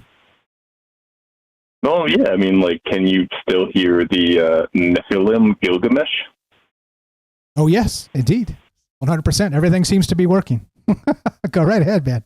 What's on your mind? All right, yeah, no, I was like, obviously I was like attempting to be sarcastic, although I am not so good at being sarcastic all the time. But yeah, I don't think like Hillary Clinton was really being sarcastic about like Gilgamesh and his resurrection chamber. Okay, well, that's the link though. So there's no direct link other than it was a FOIA to the State Department filed by somebody else, by a third party. So there's no other link. Oh yeah, no, it was a FOIA request, like they were requesting to hear about Gilgamesh and his resurrection chamber, but you can like give pretty much like any FOIA request that you want to. That doesn't like actually mean that they have to give it to you. When it comes down to it, I don't think that like Hillary Clinton or Bill Clinton actually were finding Gilgamesh or his, buried Nephilim chamber in Iraq. I think there is like a lot of like really spooky stuff about that, but I don't think that they did it. Fair enough. And I'm with you. I think there's enough threads here to kind of be suspicious of what they did find, especially in light of the Hobby Lobby stuff we've talked about, this Gilgamesh Dream Tablet, some of this other stuff. It's weird to me how clearly they were doing some shady, illegal stuff, and now finally repatriating this in September of 2021. But that's a long time. That's a long time to have this. They said it was, quote, liberated, translated as stolen in 1991. I mean, anyway, so what the hell are you doing with it? It's just crazy. Can I ask you, like, what do you think about Hobby Lobby? The grotesquerie of them buying these stolen artifacts? Well, yeah, sure. Just like, anything that you think about Hobby Lobby in general. I've got no idea what you think about Hobby Lobby. Well, I'm not a crafty type, so I don't go in there and buy popsicle sticks, if that's what you mean. So I'm not really a fan of the store. So no offense to the people that do. I think it's amazing. No, fair enough. You do not buy popsicle sticks in Hobby Lobby. Right. I can tell that, just by looking at you. Yeah, little flower papers on them. I don't do any of that. But it doesn't matter. Like I said, I think when creativity has no bounds, places like that certainly have their place. And that's a good thing. But it's definitely not my bag. I've been in there maybe less than 5 times my entire life. And so I'm not impressed with the store. I don't buy their products. And it's even more grotesque that this dude, whoever. Okay. Have you never bought any cuneiform tablets from them? No, never. Though I tell you. Oh man. I tell you what, Theo. Did you ever have the opportunity to buy cuneiform tablets from them? No, but if there was maybe a chance, I'd go in there more often. So no, I've never seen them there. Okay, if there was like an original copy of like just Enki and Gilgamesh, just an original copy.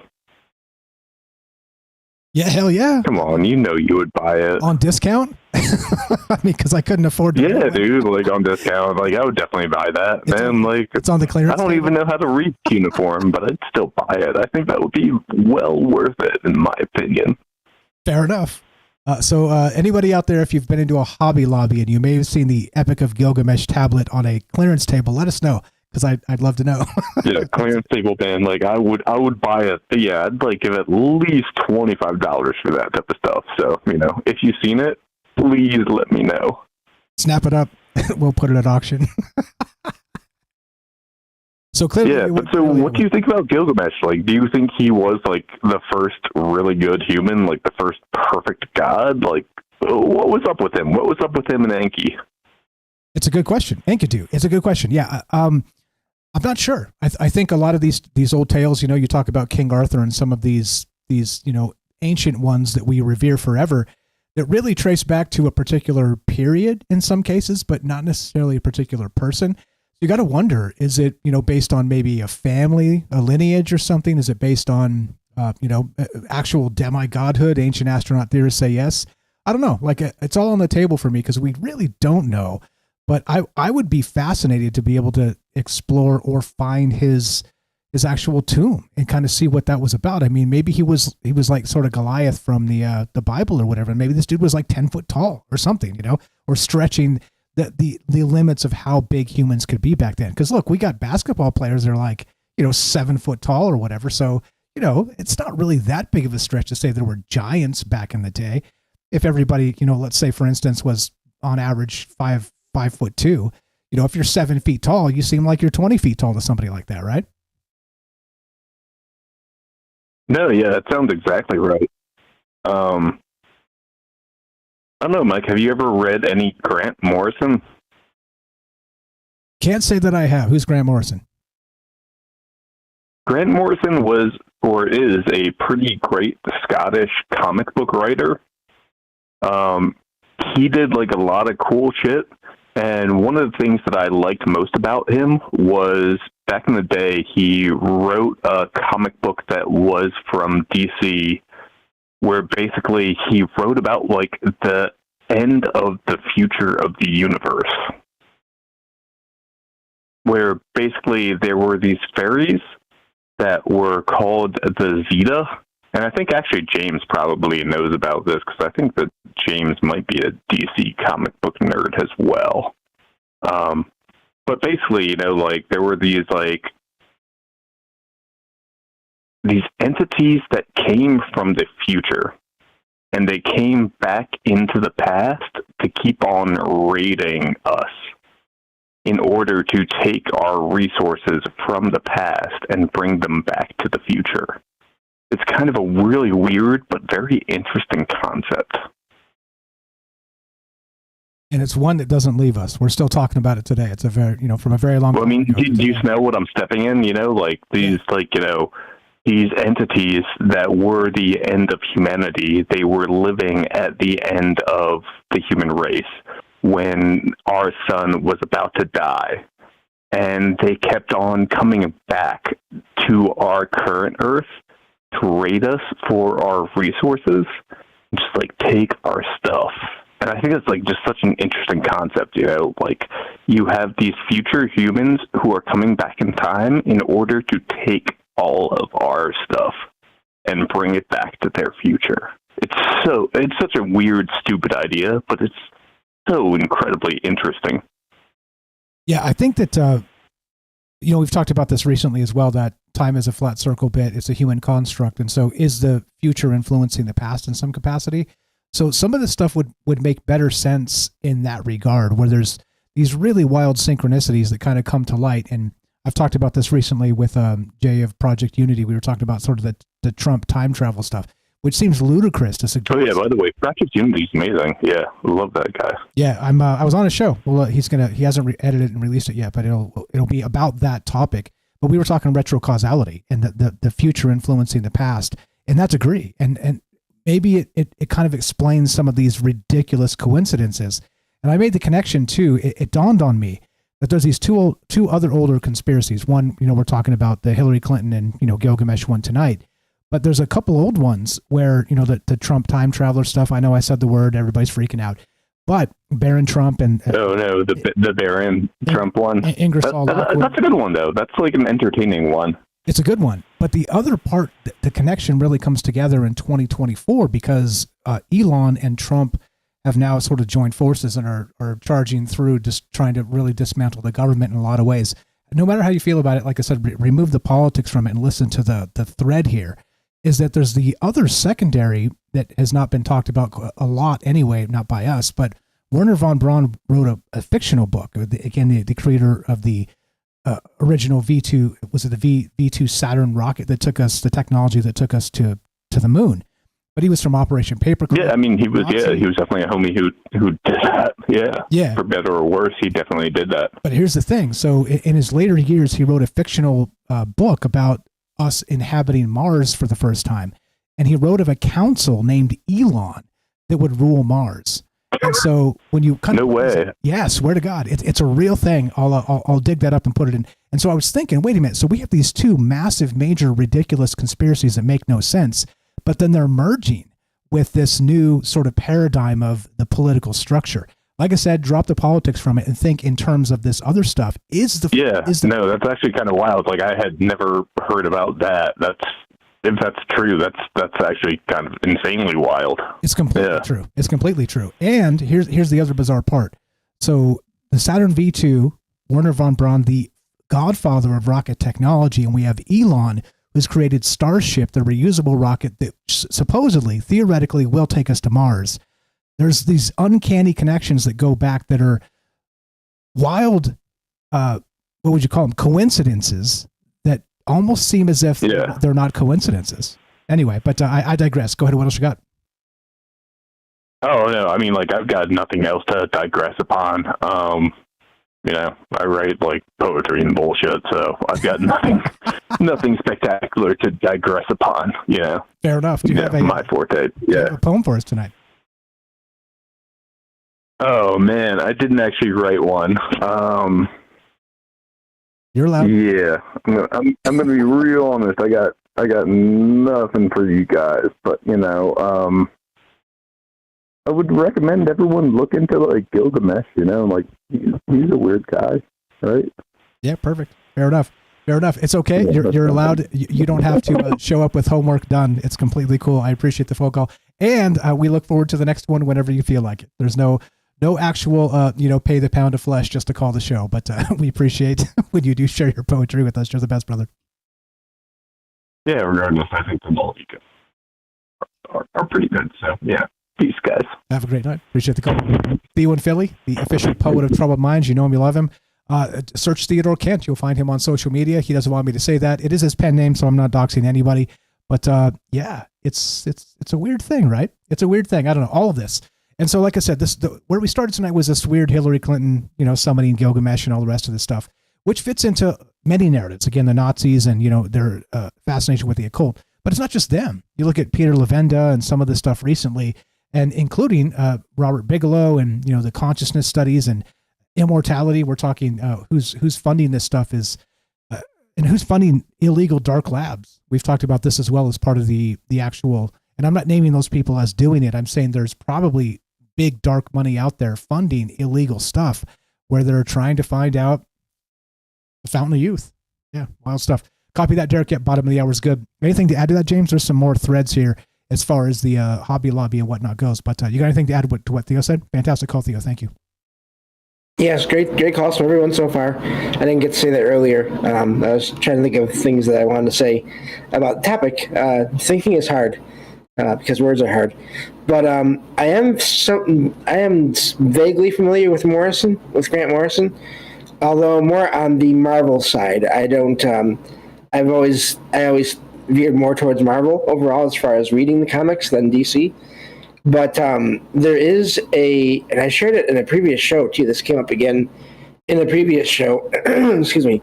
Grant Morrison made a map of the multiverse within the whole DC Comics continuum of all those universes there, and he also spent some time writing for Marvel, some X-Men comics as well. That's kind of where I know him more from. So it's amazing how these people, it's amazing what the ideas that they find and they combine and come up with for all their work that they do. And it just, again, speaking of tall tales, I mean, how much of that is a tale and how much are they picking up on from who knows where and who knows who else, what other beings are they in contact with without even realizing it when they make these things. And so yeah, that whole line of ideas has always fascinated me. And I think I know Derek, the Night Stalker, knows more about Morrison than I do. So we'll look forward to that in his call. But yeah, it's just these places that I don't know. It's I just saw in the chat earlier that there's I think it's a museum that does. At least in the chat, someone mentioned that there's a museum that sold replicas of ancient tablets for a fair amount of money, and I'm just thinking, wow, that blows my mind. And that's a whole trade too, is the fake or the replica. I have a hard time saying that word. Reproduced. There we go. Artifacts and that's something that people will make to try to make money off of supposedly items that they found in places or objects that were made to look like objects found in other places. So I wonder how much of these stories of these ancient figures, I wonder how far back that business, if you want to call it that, goes of making items that have stories on them that are tall tales, but then who knows how much, again, going back to the idea of based on a true story. Are any of those tablets, do they have any facts in them at all? And are any of those facts about beings that are not necessarily regular humans like us? Yeah, well said.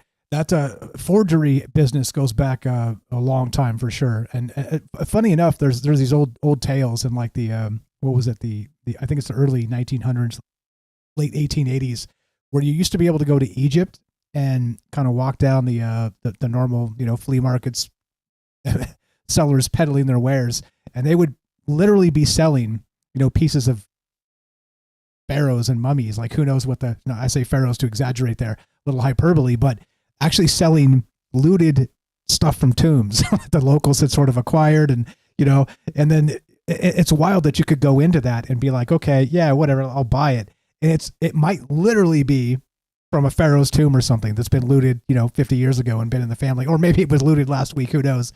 But this is the type of stuff that's nuts. And there was that big one, we talked about this recently in the last 20 years, the one guy that supposedly was creating these forgeries by taking real historical artifacts and then adding stuff to them to make them seem more poignant than they actually were. The ossuary box of, the inscribed, it said Joseph on there, but I think they did brother of Jesus. They added to it something like that. What was the guy's name? Anybody remember that? Anyway, but I mean, this has certainly been a thing for a very long time. People not just faking things, but then also, if you live locally and you're like, hey, you find a tomb, you don't say anything, you just kind of peel out the artifacts and then sell them on the black market, which happens to be right there in plain sight, the open air markets of Egypt, of Cairo, whatever. It's so ridiculous to even suggest that, but it's so true. It's such a wild space to consider that this stuff is actually real, but it definitely is real. One more question for you, James, regarding this. If you think we found the tomb of Gilgamesh, would you be, and again, I know I'm not trying to pin you into a corner, 5149, would you bet Gilgamesh in particular was more of a giant or a demigod than we would give it credit for? Or do you think it's just sort of the tall tale of history that's kind of carried us to this point with his epic and the basically reverence for the entity that was sort of a great ruler or whatever? What's your take on that? Yeah, I have no idea, so I'd have to say right down the line, 50-50. And I mean, even if they're not a human the same as we are, if there's any difference at all, not necessarily a massive, like 20 or 30 foot tall giant or whatever, if they have any kind of differences in their DNA, and if any of that's still around in that site, I don't know if it will be or not, if that's possible. I don't know enough about DNA to know that. But if there's any difference at all, then that could still be a huge find just for that alone. So yeah, I don't know. The other thing I wanted to mention real quick, and I don't remember the details, but I've heard on other podcasts that there's apparently some people think that some of the writing, the inscriptions found, or the marks found in the Great Pyramid may have been made by some of the people that first discovered it, the European people that first discovered it in the early 1900s, to sort of make it, type it up more than what was actually there when they found it, based on some of the paint that was left there and some just other little details like that may indicate forgery. And if that's true, then that's, again, going the other direction of what we're talking about as well, the tall tale angle. Yeah, which is a ton of that too, as usual. And it obfuscates, the historical threads that might make some, dare we suggest, metaphysical sense. If you can say that there were men of renown, shout out to Michael W. in the chat for that. He says this, and I think this point will end with this. There are too many accounts of men of renown and artworks of them holding lions like house cats. And I tend to agree. I think there's probably something more to this than we let on. And maybe it's been covered up, and that's one of the suggestions as part of it. As you know, James, we're out of time. Fire stuff. You're welcome to stay, as you know, and we'll get back to you momentarily. Appreciate you very much. We got Derek the Night Stalker coming up. We got Kelly in Colorado and your calls as well. What do you know? This is a weird one, right? And it is an old time conspiracy, meaning going back 20 years or so. But real or not? That really becomes the question in my mind. And what level of real or not do you think we're dealing with? 702-957-1037. Click the Discord link at troubledminds.org. We'll put you on the show. It's as easy as that. Be right back. More on the way. Don't go anywhere. Derek and then Kelly, Marvin, James, and your calls as well. More Troubled Minds on the way.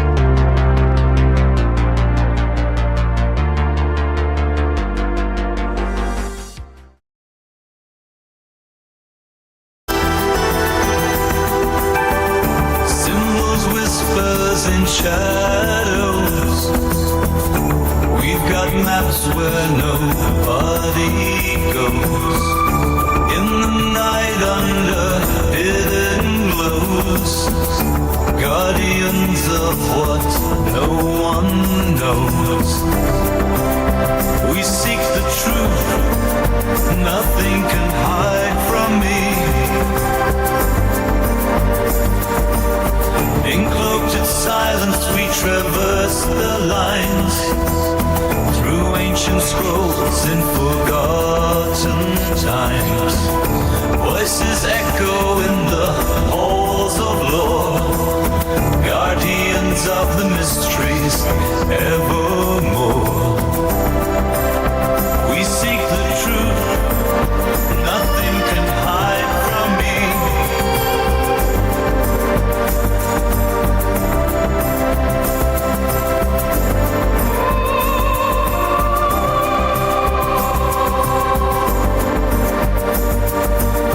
Where shadows meet in cryptic disguise, our eyes sharp against the everlights. With silver threads we weave the stealth to guard the past, forgotten well.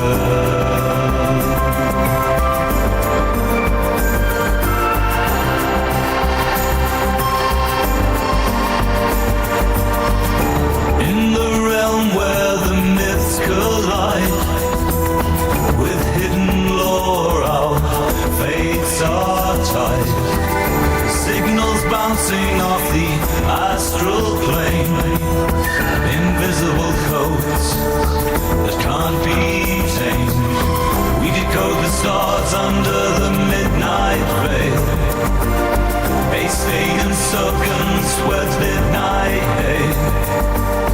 In the echoes of time where the legends lay, we tread the path where shadows play. With spectral eyes we discern the truth, unraveling tales from ancient youth. We seek the truth. Well, hello, friends. Yes, the audio is driving me nuts. I can barely hear myself, but when I turn me up a little bit, you all say I'm too loud and blowing out the thing. So, well, welcome to it. Everybody else sounds fine, so you guys are doing great. Nice work. Appreciate the calls. The fire stuff as always. Who did I miss? Matt, Sal, Kelly, Derek. We got Joey. A great call as well with Andy. We got Dawn, APOC, Daryl, Sweets, Sylvain, Jeff and Wisco, Michael W., Herschel, Gaston, Eric, the other Joey, and MJ. What's up, guys? I see you in the chat. Hope you're well. Knights of the Storm. What's up? The real Jason Barker's here. How are you? Good evening. Hiker made a funny comment to Theo's call, talking about, yeah, wouldn't you know it? The scrapbook of the Covenant. Super good stuff. A lot of great comments over there in all the chats. I appreciate you guys very much. Thanks for listening. Thanks for caring. Thanks for keeping it light for me, because that type of stuff cracks me up. And maybe is Theo not wrong though? He's not wrong that if you walked into a Hobby Lobby and could buy like a Sumerian tablet that's all cracked up, would you? Yeah, I would. Here we go. Trouble Minds happening now.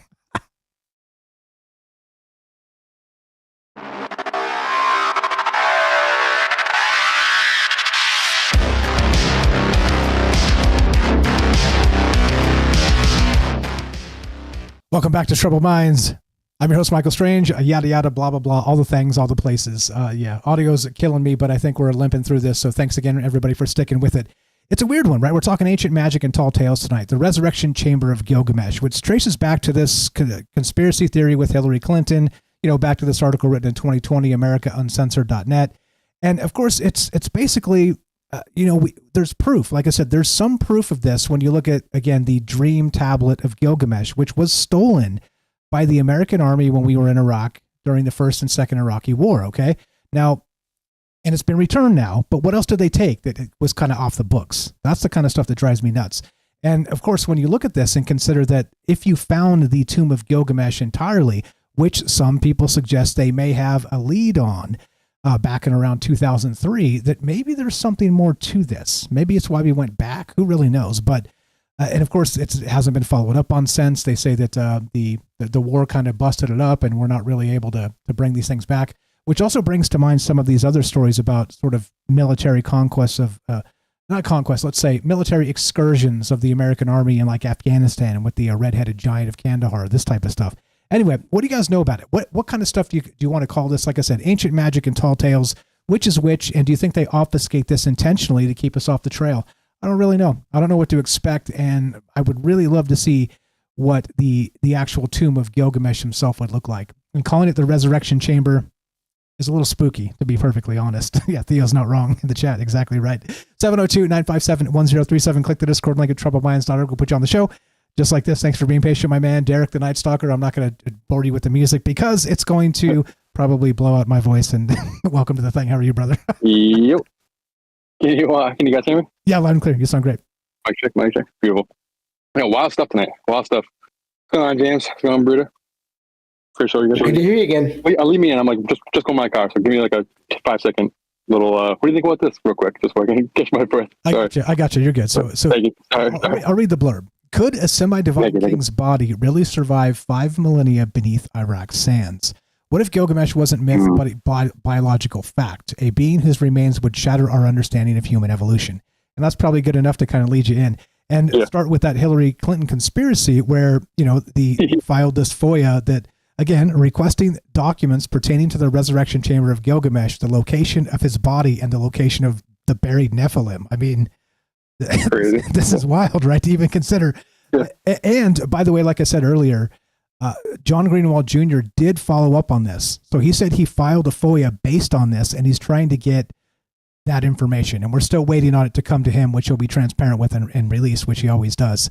So looking forward to that. Hopefully. So what's the real part of it? The part that's actually confirmed? That's like the dream tablet of Gilgamesh, like a art piece, basically, like a. Yeah, it's a tablet basically with the Epic of Gilgamesh on it. So I think it's part of a 10 tablet set or a 12 tablet set, something like that, where they got one piece of it that was taken from an Iraqi museum during one of the first Iraqi war. So yeah. So there's enough here kind of peppered in truths that make the larger context make you go, well, wait, what the hell's really going on, right? Yeah, I don't know. It's tough. With the early aughts thing, like in 2003, I'm 13. I haven't taken the full dive down the conspiracy rabbit holes yet and everything. But when I kind of like look at them in hindsight, it seems kind of like almost the borderline glory days. It's like past the kind of X-Files 90s. You got some real fast internet cooking in the early aughts, and it's got some crazy threads going, but it doesn't quite have the overwhelming internet we have right now. So when you say 2003 Hillary Clinton Gilgamesh thing, my mind goes like, okay, this does kind of sound like. I mean, is there like, I'm not even sure if there's Nephilim technically like that word in the Gilgamesh lore per se. It kind of seems like a early Audi Western civilization trying to like amalgamize a conspiracy theory type of thing. But also if some kind of like article started running around and said Nephilim and Hillary Clinton on it right now, yesterday, the internet would blow up too. So I'm of two minds of it. You know what I mean? But like with that kind of stuff, with the Saddam Hussein going into Iraq, that type of stuff going after the Stargates, my main belief with the Stargate stuff is that it's like a natural. I'm not gonna go through the whole thing, but it's a natural set. It's like a natural series of portals. It's like a natural system, and then these temples and these sacred structures are kind of built around it, like to house it, and to manipulate it, and to tune it, and to control it, and that kind of stuff.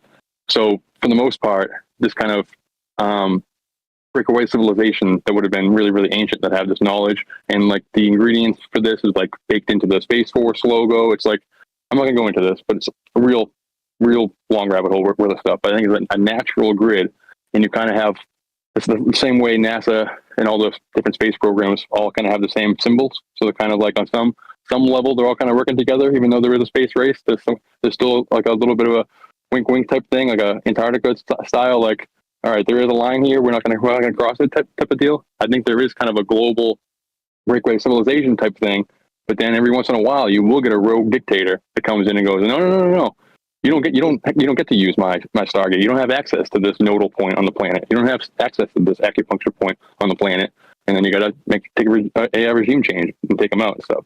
So when people say like they're going after the Stargate in Iraq, or they're going after the Temple of Gilgamesh and stuff, I think it's more, or like the Holy Grail with Indiana Jones and stuff. I think it's I don't think it's like a Stargate device like in Stargate. I think it's a location, and then you build around a location. So I think if there's a truth to it, from my opinion, it's kind of like they wanted access to the mystical location in Iraq, and Scott wouldn't give it to them, where they're going after these like the things that kind of like keywords, buzzwords that we'll recognize a little bit in the West, and then kind of using them to kind of Indiana Jonesify what they're actually doing. That makes any sense at all, you know? So rather than like an actual temple or like a piece of machinery Stargate, I think maybe they're going after a location, like a portal spot, a entry place, a doorway, a Watergate type of thing. Yeah, I mean, I'm rambling. No, you're good. Like ley line conjunction. Yeah, exactly. Yeah, I mean, if you go back to, it's the Fertile Crescent, like we all know the story. They say the cradle of civilization as we know it. So clearly, there would be a lot of that type of stuff there, and that, you know, Rivers, shout out Rivers, our friend. Is that you know, it was that the basis of everything was the Tigris and the Euphrates River. And the interesting part about it too is when they talk about it, I guess they said that from the tablets of Gilgamesh and the tale, that supposedly his tomb is buried under a place where the river used to run, or something to that effect, right? So, but it's changed so much over the years that like kind of guessing there is really strange. But I guess one of the things where they got really excited about it, if you go and read about this from the experts, you know, of back in 2003, the Germany the team that was leading the expedition there, that the actual sort of imaging they found beneath the ground was at one time beneath the river. So it's unclear exactly when. And so, you know, there's a lot of ambiguity there. However, like that was some of the excitement, and they're like, oh crap, like there's some stuff down here that might actually be a thing that's a little bit more wild than we ever dreamed. And it kind of fits the loose narrative of this. But you're right, by the way. As far as I can tell, the term itself, the actual term, the Gilgamesh, what's it called? Nephilim. Yeah, the Nephilim and the Gilgamesh, what is it called? Two different mythologies. Yeah, exactly. Two different places, but then also the resurrection chamber is not mentioned as part of the tale itself. Yeah, you're right, spot on there. But yeah, I don't know. It's wild to consider that maybe somebody dug this up somewhere along the line, and would they tell us type of thing? That becomes the real question, isn't it? Yeah. I mean, and it's a real, like, it's kind of like resurrecting the Titans from some kind of Tartarus underneath the earth type of thing, but more of a literal interpretation mixed with like Stargates and stuff.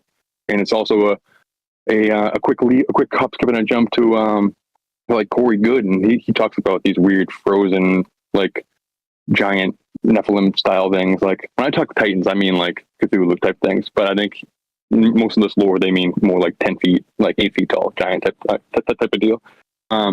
But still, you kind of find all these little weird connective tissues. Are they feeding us some kind of a little bit of BS mixed in with some truth, or a little bit of truth mixed in with a lot of BS? Or is it when these different like essentially sci-fi writers who are grifting everybody, are they just picking up some kind of like the same way I noticed? Oh wow, there's a lot of like resurrection and Titan stuff in mythology and pop culture. Why couldn't somebody else do that and then build like like I'm a super soldier and I actually saw them type of deal? You know, it gets tricky. With like US before, like with Gilgamesh in particular, was he a Nephilim? Was he a giant type of deal? I think that's possible. The Men of Renown type of deal. I love all that. I love the giant stuff. Like, give me all the giants, any size giants you want. Like, I love hearing about it. But in particular with Gilgamesh, I think a lot of the power of that story comes from it just basically being our first story. It kind of really introduced the idea of like dragons, and it really introduced like it just blew people's minds. It's like, it's basically the first, like that and like Beowulf. It's like the East and the West, two different versions of like the prototypical story, the proto story that kind of everything kind of came from these two stories. There's nothing that didn't really. And I think that download might be kind of the more important thing, rather than like chasing after the actual person. I'm not sure necessarily that even wasn't a person per se. But it could be. I don't know. What do you think about that? I got one more quick thing. Yeah, what do you think about that? Yeah, I had a thread and I lost it. It was on something. So it'll come back to me in a second. But yeah, I think you're right in a lot of ways here. Only because how would we know? Like it is sort of that prototypical burned into our collective temporal subconscious, because it is the first story. It is the first, hero's journey and all the rest of that stuff. But interestingly enough, it does sort of, again, hearken to the immortality aspect. Enkidu gets killed, and he was supposed to be, a godhood, demigod brother. And so it even brings doubt into the mind of the demigod Gilgamesh himself, who goes on a quest for true immortality, not just whatever he was, whatever hybrid he was. So yeah, a lot of weird kind of tales to this for sure. For sure. Yeah. And I think there's credence to all of them. I like hearing about all of them, just for the, like, especially Kelly's going to really hit you with the hard fact. He knows way more about the actual structures and the actual lore to the stuff than I do. He's much smarter about this than I am. But just my quick take on that, or a quick take on that, is just I'm not sure if they're actually going after pieces of technology per se. It's probably more locations, and you're talking about modern day versions of it. I think kind of the chain of custody, the reason why we're not seeing kind of, or I think in America at least, when the first wave of explorers came over, they went to the shamans, they went to the mystic people, and they found these sacred spots. They knew where they were, and that's the first, and they put a church on it, or they put something on it. So the chain of custody moves along, and now they're probably high tech facilities and everything that are on these sacred spots, these nodal points or whatever. But I think there's probably still trying to go after them a little bit, some jockeying for position, and there are we're dealing with the same way I think pro sports is rigged. You can't rig a jump shot, every single jump shot. Sometimes they go in, sometimes they're not. You got to kind of call an audible a little bit and figure things out. So sometimes you get rogue dictators and their rogue leaders that kind of want to do some crazy stuff. If you have one of the nodes that control the fabric of reality, to make a long story short, you can do some damage with that. Weather modification to the nth degree. You can I'm not going to go into it all, but a modern day version of it is we're talking about maybe going after Greenland and stuff. And in the Greenland mythology, or in the Ultima Thule, the Thrill Society, the Thule Society, and Theosophy and stuff, they believe that Hyperborea or Thule is an entrance or a location or a portal spot or a gate to Hyperborea, inner Earth, whether it's actual caves in the Earth or whether it's portals to another plane of reality with elves and ascended masters and all kind of stuff. But that's strong Nazi connections, the real technology with the Nazi bell and all that kind of stuff is all mixed in with this type of technology. And now I don't want to keep using this buzzword, but it's also in our zeitgeist right now as we're going after Greenland. Possibly is that why? Is it just a weird troll-y flex thing? We're going after this big snow mound thing that we already have a base named Thule on already. That's we control. I don't know. What do you think about that? And just I just have real quick. The Thule people are the Native Americans that live around the Greenland area. We have a base called Thule in Greenland that we control already. Now we're going after Greenland. We have all these weird kind of. You just mentioned the Werner von Braun thing. I mean, the conspiracy angle is that it's less of a coincidence and more like his dad named him after him. Named him after the story. He wanted to make it happen, kind of. And it's kind of they're. I don't know. He him and Kanye tweeting out alien symbols that are mixed with the same mythology, mixed with alien stuff. I don't know. It gets really weird. And it's in Greenland, though, because let's say you have a baby, right? You got this baby Elon. You don't know he's going to build rockets to Mars. That's the weird part of it. Here's a quick think on that too. This everyone can chew on this. So somebody posted this today. This is a plan for the 4th Department of Defense Academy at the Presidio in San Francisco. The Frontier Academy will have 3 dedicated colleges for space, cyber, and robotics. I think this will be great for a tech ecosystem in the country, blah, blah. There's a nice sci-fi picture. Elon reposts this today or yesterday and says, cool idea. Starfleet Academy has a nicer ring to it, though. Could still cover space robotics. I'm telling you, it's almost as if like a lot of the fiction that we're chasing, like some of these power players recognize. I mean, he calls his rocket Starship, for crying out loud. It's almost as if he's trying to manifest that fictional future that possibly, again, we talk about the muses and sort of that time as a flat circle business and the future drawing the past to it. Like this type of thing is exactly what kind of turns this into what would become. I don't know. It's incredible. I saw this. I was like, what the hell? And then when you were talking about it, it came to mind, and I pulled the tweet up. I wanted to mention it before you took off. But yeah, Firestar brother, what else you got? Go ahead. Yeah, that's great. It's great. He just said recently that he's living the meme. He's like living the dream, which is living the meme, like this meme magic. He's like making these things happen. He was on Rogan yesterday.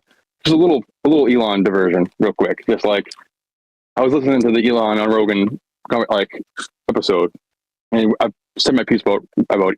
Like I'm not coming from a woke perspective or a left perspective where it's like, oh no, Elon, he's like, no, he's like making me mad and stuff. I'm coming at a he's the richest guy in the world, and he's controlling AI and he wants to plug it into your brain, and he's dressing up like a demon, and he's lying about being the best like video game player of a game called Diablo, and he's like having like a whole harem of baby mamas and stuff, and he controls space, but yet he says like he doesn't think there's any kind of alien at all. He completely brushes it off. He doesn't think there's anything. He thinks all the pictures are fake. He doesn't believe in it at all, even a little bit, he says.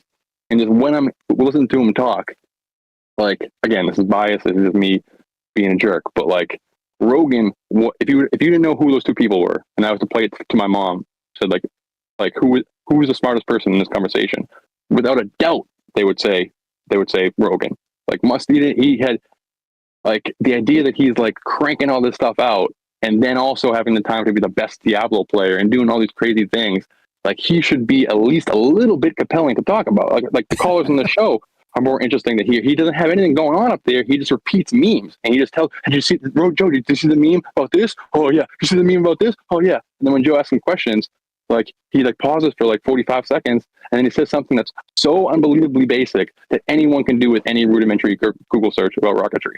And this guy, like, I don't know. I think at a certain level, people are placed in positions. So it's like, I'm not sure if it's like synchronicity that, I don't know. I'm not really sure where I'm going with that as much as like, I don't know, like I think he sees the fiction and he might want to make the memes happen. He's living the memes, but also like he's a player that's like chosen to play these memes out and everything. And then it's just weird that all the nut stuff is popping up when that's the Indiana Jones stuff. Those are the ones who were going after. Those are the ones who tied into all of this, like inner Earth or other like dimensional. I don't know. Weird. I don't know. I'm rambling. What do you think, James? What do you got? Sorry. Yeah, James, go ahead. I got a comment on that too. It's super funny. Yeah, no, please. Yeah. Sorry. Well, it's funny about Starfleet Academy. There's a TV show in production. I think it's in production. It's going to be about Starfleet Academy from the Star Trek universe. Mm-hmm.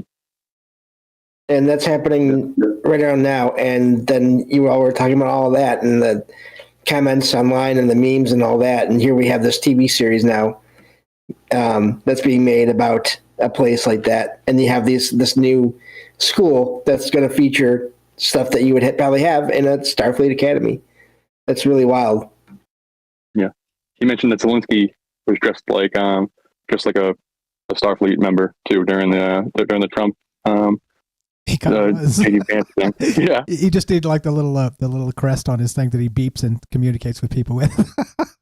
Yeah, no, I don't know. So and Rogan tried questioning him. He's like, well, what are all these things that people like? He was like, if there's nobody has anything that can fly faster than my rockets. He was saying there's nothing. I have the highest clearance. I know everything, and there's nothing that's even nothing even like in theory will work. Like my rockets are the best. And Rogan's like, what are all these things? And he like Jamie, the fact checker, must have taken a day off. Like they didn't fact check a single thing he said. They did like once, and it was wrong. And he goes, oh well, I definitely saw it. And then he just like didn't say anything for the rest of the time. Rogan didn't press him on anything. But then when he did quite a question real quick, because Rogan's the UFO guy, he had all these people come on. He clearly believes in it. He goes, well, what are all these things? What are all these pictures that people are seeing? And then Elon's like, I think it's AI probably or whatever. But then like I don't know. He's talking about demons, and there's like Dana Pasalka saying that like maybe talking like they're communicating with off-world entities, or not off-world. They're communicating with other realm entities and stuff, which would be these like Hyperborean Thule things. If it's not literally inside the Earth, it's like in another plane. It's like CERN, which is like also tied into all the like the Hindu mythology and everything. Go ahead, Mike. Sorry, I'm rambling. You're good. The comment on that, we're talking about the smarter guy in the conversation. Somebody made an observation on X a couple of days ago, and it was, I'm glad I didn't have a drink in my hand because I would have spit it out. But they said, for all the people that's trying to say Elon Musk is some super genius, he's a half a standard deviation above midwit. It's so crazy. It's so crazy. If I had a drink, I would have spit it all over my monitor. It's so funny to read that. Whoa. It's crazy. Like at least like be, I don't know, if you're going to be some kind of like, I don't know, the richest guy on the planet who's like whose whole aura is about how smart he is and how productive it is and how fast his brain's moving and everything. And it's the exact opposite. There was no substance at all, even a little bit. He just regurgitated memes. And then, yeah, I really don't know. He was literally just saying memes and explaining memes as like, it's the craziest thing. I don't know. It's like really crazy. And I don't know where I'm going with that. Other than like, he also ties into, all that like weird alien UFO type of weird stuff. And to the DC thing, just real quick, we're running out of time. Grant Morrison, he's the one who, he did the Crowley protocols, and like the ones that Crowley did to contact Lamb and contact Iwas and stuff. Grant Morrison did that, and he also like went to India to try to like become awakened and stuff. And he had his alien abduction experience where he was like popped out of the third dimension, and he came across these like metallic liquid blobs that it said were like 5D life basically, and that 3D life is just them using time to like grow things, grow ideas, grow resources, and everything. So I'm not sure if that's the inspiration he used for the story that he was talking about. I hadn't read that one, but he definitely put them into comics for sure before. The idea being that like, I mean, it's kind of like being at the end of time, but they're just out of time, and they use 3D like to grow things. You can't grow anything. You can't create resources. You can't create ideas and stuff. So we're like a farm for them, whatever. But yeah, and you're good, and the synchronicities keep coming too, right? So that we have the as I was describing earlier, those two conspiracies are coming together: the Trump time traveler stuff, the Elon and the Werner von Braun, the father of modern rocketry, and then the guy who supposedly is creating, as you said, as he's described, the most advanced rockets on the planet that are going to take us to Mars. I mean, these connections are uncanny. But then also now we got this other thing where he said Starfleet Academy, which again is Gene Roddenberry. It's the Council on Nine. It's literally goes back to Parsons. It goes. I mean, it's Falcon 9 rocket. Is it all the Elon rockets? The 9 exactly. Ron Hubbard. It's like holy crap. Like I almost feel like he's got a roadmap of trollery, or he's got a roadmap of the future, right? I don't know. Like maybe he recognizes that some of the inspiration from the past is where we're headed, and we just need to manifest it. Maybe that's what his deal is. I mean, he's microdosing. I mean, like quote unquote microdosing ketamine on the regular. Admit it. He's on a cocktail of things that'll make it communicate with stuff. I don't think Diana Pasolka mentioned Elon in particular, but said that the tech elite, the technocrats, whatever, are in communication not with aliens, but like other dimensional things, like the ones who were so up with AI, like the ones who are leading the AI charge, are communicating with like not AI demons, but weird other things, and that's the same stuff as the Thule Society, the real stuff or whatever. It's of like Blavatsky and Theosophy and stuff. And then from that comes Lovecraft, and then from that also comes in a different path comes the Council of Nine stuff. Like comes the channeling sessions, like channeling sessions that they did to contact the Nine are from Theosophy, and the channeling sessions they do to contact the quote unquote Great White Brotherhood and these aliens and stuff. It's a weird, like, I'm rambling and I didn't have enough time to prepare. I just want to toss these. I hope that made sense, but yeah, it's super weird, brother, as far as the modern day version of this.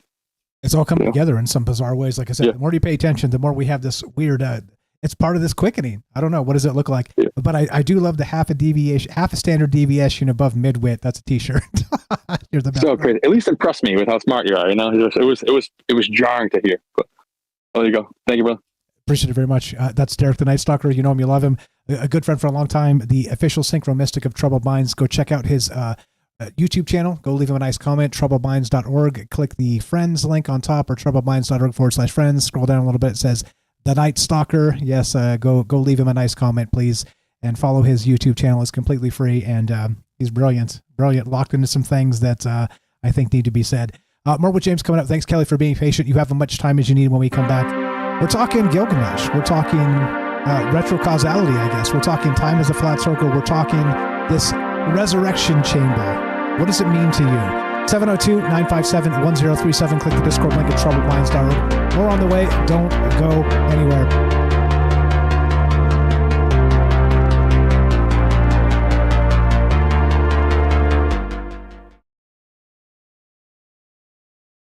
Drifting through the quantum haze.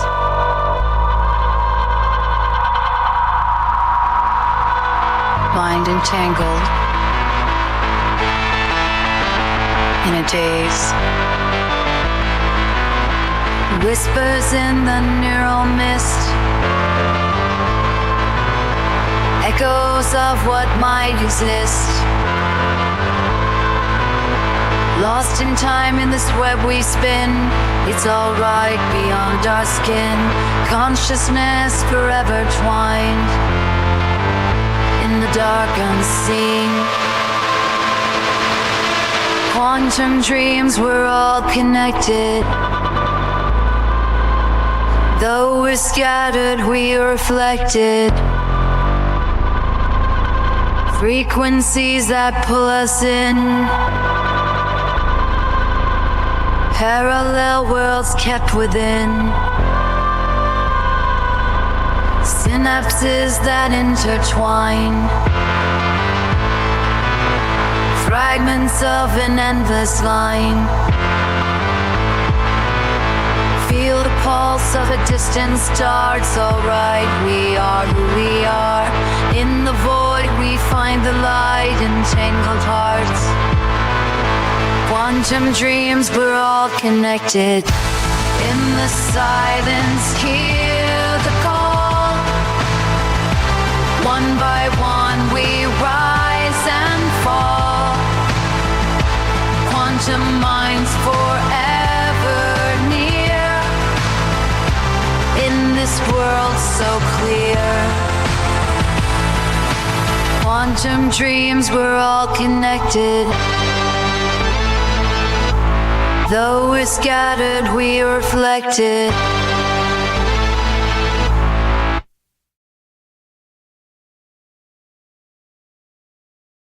Dark energy in the depths we find.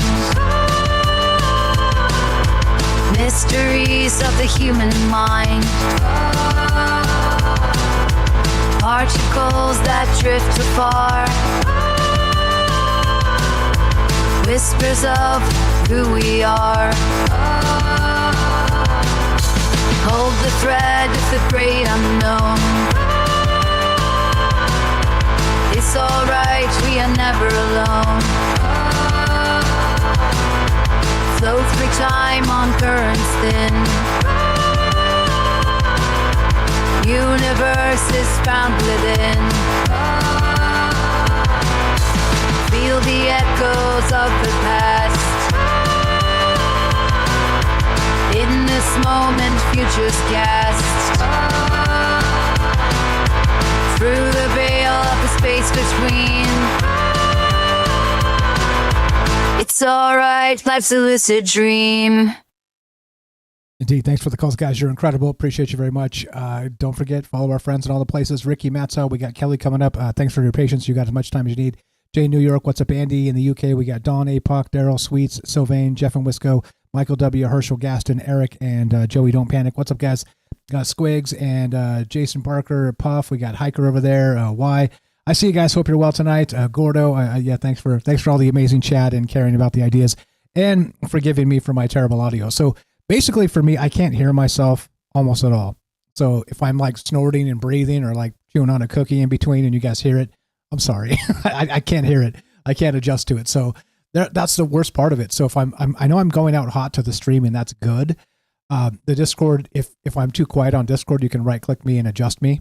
So you can change each person's, audio on Discord. So you can kind of customize that. Just an FYI. But yeah, I don't know. It's wild, right? It almost feels like we're being drawn to this particular future in some way. That's all based on fiction. It's based on Gene Roddenberry and all the stuff we were just talking about. Incredible.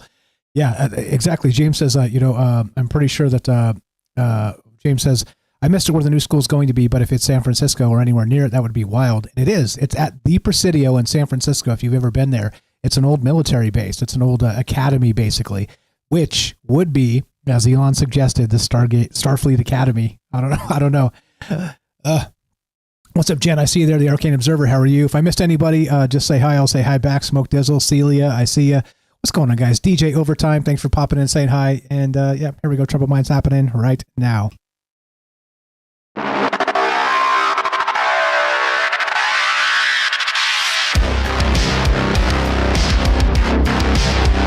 Welcome back to Troubled Minds, all the things, blah, blah, blah, etc., so on. Thanks for bearing with me with the tech issues. Thanks for hanging out and being part of this. Thanks for the amazing calls. Tonight we're talking Gilgamesh. I'm calling it Ancient Magic and Tall Tales, the Resurrection Chamber of Gilgamesh.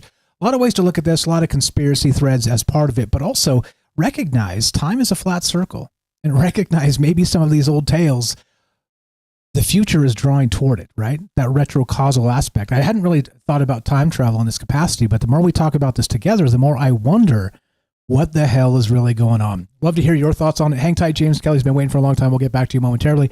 702-957-1037. You can click the Discord link at troubledminds.org. We'll put you on the show.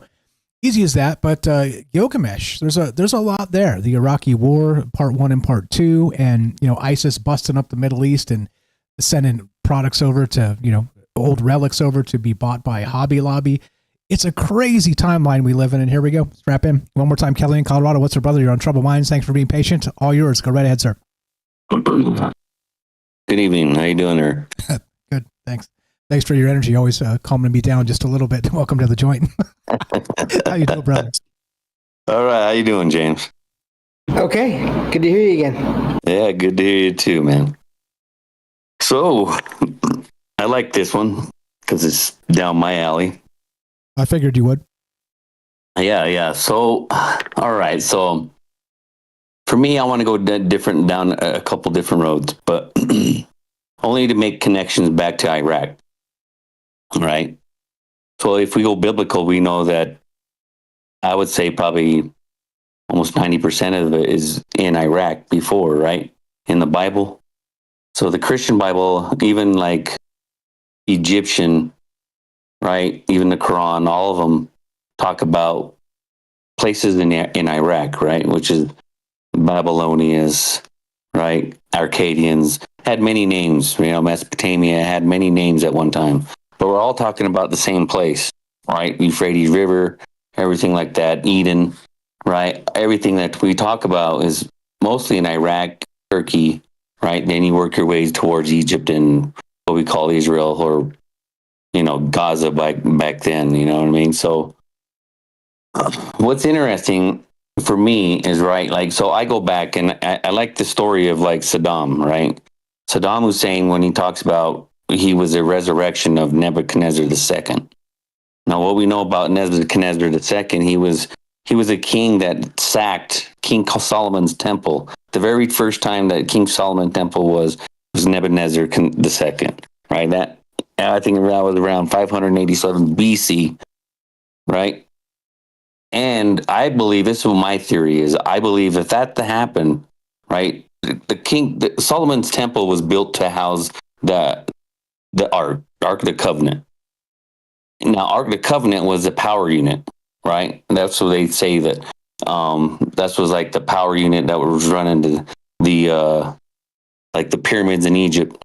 That's how it got over to where it was in King Solomon's temple in that area. But Nebuchadnezzar came and sacked that place, took everything, all the gold, everything, back to Iraq, right? Back to Mesopotamia, right? Back in those times, right? Where I think it was Uruk. or one of the two.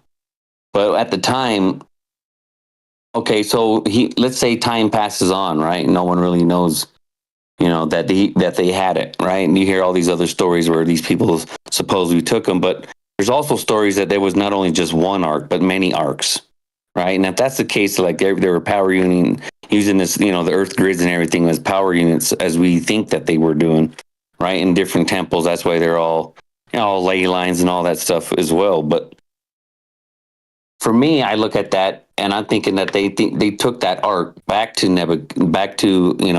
Mesopotamia, Babylonia, right? So, and then you have a man, King, Saddam Hussein, claiming to be the resurrection of Nebuchadnezzar, rebuilds the ziggurat, the big ziggurat. Now, those ziggurats are actually temple ziggurats, is what they're like, a temple mound with the ziggurat type going around it. Now, all those stuff and all those pictures that I've seen when our soldiers went in there and like on the second war to Iraq, that they entered that ziggurat, but they never show what's on the inside. I tried to scour some of the internet trying to look for the inside, if there even is one in that ziggurat itself. But if you look at that, those stories, that's where they think that some of the stories were the temple or the Tower of Babel was built. By looking at some of those, were the reason why they were the way they were built, because they looked like a step, like almost kind of like a step pyramid or step building that went straight up. Now, if that's the case, and if that thing went there, and there's no pictures from the inside of this thing, I don't know. Is it really like that they needed those power units to open up like a Stargate or like or a jump gate or like a portal? Because what they used to call those things back in the day was back in Mesopotamia in the Sumerian text, right? And those, they were talking about jump gates that they said that you could go from earth, from heaven to earth, right? So that's where they're explaining. That's where you hear some of like these other ancient places where they call gates, gateway to the sun, stuff like that. That they say that they seen these aliens, kind of like in Peru, those big giant gate. Right, and you have one in Bolivia, the Sun Gate. But maybe that's what those stories really are about. That's why the United States was, I believe, could be interested in some of that stuff, especially when you're claiming to be a resurrection, talking about jump gates and stuff like that. Now, let's see, I lost track. Let's see, hold on. So Gilgamesh, right? And then you talk about Gilgamesh. They found the body. That was around the same time that's when the United States government moved in, right? Or the military moved into those places. You hear the stories that they took things from that area, but who knows? Because if you look at, and it is true that you're saying that he was actually buried, Gilgamesh, when he did die, he was buried under the Euphrates. Now, in the area that they found something that could be the mount or the burial ground, in the story they had to, when people say that big river system moved about throughout history, moved different areas, I don't know about that, because in the book they talk about the workmen of that town of Uruk had to move the river out of the way. They had to redirect it so they could build the tent, the burial area for Gilgamesh, and then they redid let the river run the way it's supposed to. Okay. Now, if the area that they're looking at could be the area in that same area where Gilgamesh, but they would still have to look, I believe, underneath the river of the Euphrates to find his body or a tomb. That's what I believe, because they had to redirect the river anyway. Go ahead. You were saying? Yeah, just that's part of the thing too. Is the article when they're talking about this is that they say that it's the rivers have changed so much over the years that it's difficult to say. So the one thing they did find, again, I will have the links in the description. I didn't have time to today because I was dealing with all this technical stuff. But expert search for grave of legendary Gilgamesh, et cetera, so on. But they're talking about specifically, they were excited because their imaging came back not just with this sort of weird anomalous space that seemed kind of like temple-esque, seemed very burial-esque as part of a larger city or whatever city space. But at one point it was under where this river was flowing. So that was part of the excitement, is they thought it might be exactly as we're describing right now, the actual Temple of Gilgamesh. So it's flimsy premise, but again, right, if you got a lead like that, I mean, what the tomb of Genghis Khan has been lost to history and may never be found. But if you got a lead like that, that's a hot lead kind of when you have no leads to go on. So who knows, maybe this is it, right? Yeah, you know what? It could be a doorway to go, like, because everybody had like tunnels, like underneath all the temples, all the pyramids. There's tunnel systems underneath that, so it could be a tunnel system that goes underneath the Euphrates to the tomb. I could see that as well. But what was interesting, okay, so the whole story of the this epic is what they call it, the Epic of Gilgamesh, right? It was at first they called it a poem. Right, that's the whole thing about these archaeologists. They first call it a poem because they didn't know, you're unburying stuff, right? And they said that the city was fake. It was just from a poem, that they made up city until they found the city of Ur and found the city of Uruk, right? And then they found the king's list, right? The Sumerians' king list. His name is on there. He ruled for 125 years. He's one of the last ones coming closer to the end of the rules, because they're throughout the list on that forward turn, because it's a block, it's just a big clay block with four edges on it. But he's more the closer to the end, where their rules, their life seems like their lifespans started shortening up the longer that they were here. So he was actually, they're saying, his mother was the goddess and his father was the immortal. That's what it is. But what's interesting, you see all the stuff, I don't know, man, like the way some of these archaeologists and other people, try to say that, they're depicting them as giants, but not, as like in stature, as in like, more of, not as they were big like that, but like, they see themselves as that big, that they were king, like it was just depicting something bigger. But for me, I believe that that's what the size of these were. I mean, if you look in the Bible, just, Google like giant clans of giants in the Bible, and there's a whole list of them. Right. And it's not like these things were not around. And I don't believe that they were, yes, the giants seem to like get smaller throughout time, or, they were rid of at one time. That's the whole biblical thing with the floods and all that. But you look at it, right? And for instance, when like Moses, right, when he sends his people into the wilderness to go check some places out when they were running through the desert for 40 years, right? But they were saying that when he came back, it was the land of Canaan, right? In the land of Canaan, that's where Israel's at, per se, right now. Well, not Israel, but we can call it, Palestine or whatever you want to call it now. But it was in that area where Canaan was at. And that was the land of giants. But they were explaining that they were, we were like grasshoppers in their eyes. So if you're picking up a grasshopper, probably maybe the longest 2 inches, So you're saying that these things are like enormous, that these bodies they were found, like say they did find like the Gilgamesh body, right? And let's go down that one, right? Scientifically, you're going to want that DNA. You're going to want that to see that if it's got longer, telomeres in their DNA, maybe even making a giant breed, something stronger, bigger, that looks human, but that are giants. Could look for a superhuman or even super soldier, whichever they want to go down that path. But I'm pretty sure you'd want to find, what that other DNA is, the mother's mitochondrial DNA. That's where I believe that they were looking for, if anything like that. Because you also hear like in Afghanistan, right, in the Indus Valley, all down through there. That's where the giant of Kandahar. You find that story as well, where they found this giant, these Marines killed this giant, took the body, the Air Force took the body back to some base in the United States. I mean, stuff like that, you hear giants of like all throughout history, and it's not like that story's not nothing new. And I believe that the giants were back then in those days. But, for me, like, they're looking for like the pure blood, I would say, or like throughout history, if the Anunnaki story is true, we're mostly them anyway. If we're talking mixing DNA, and then you have stories of like Enki and Lil and other people having children with a regular human, or I would say, say what they call their creation or whatever. You know, if all these stories are true, it's just we're them.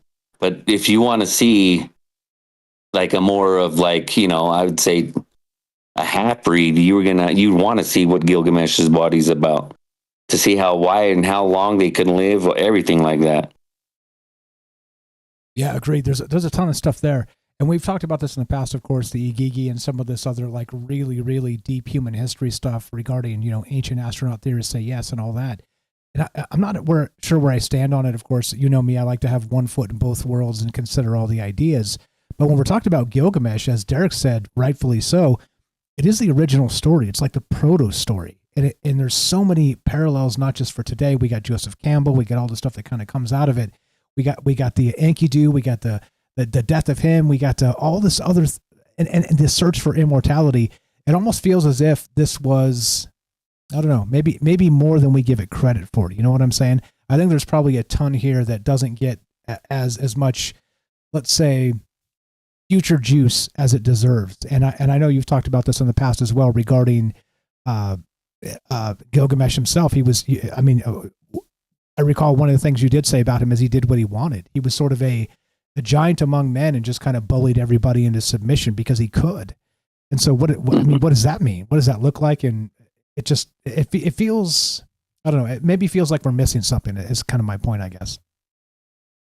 Yeah. I mean, again, if you're a giant and who's going to stop you really?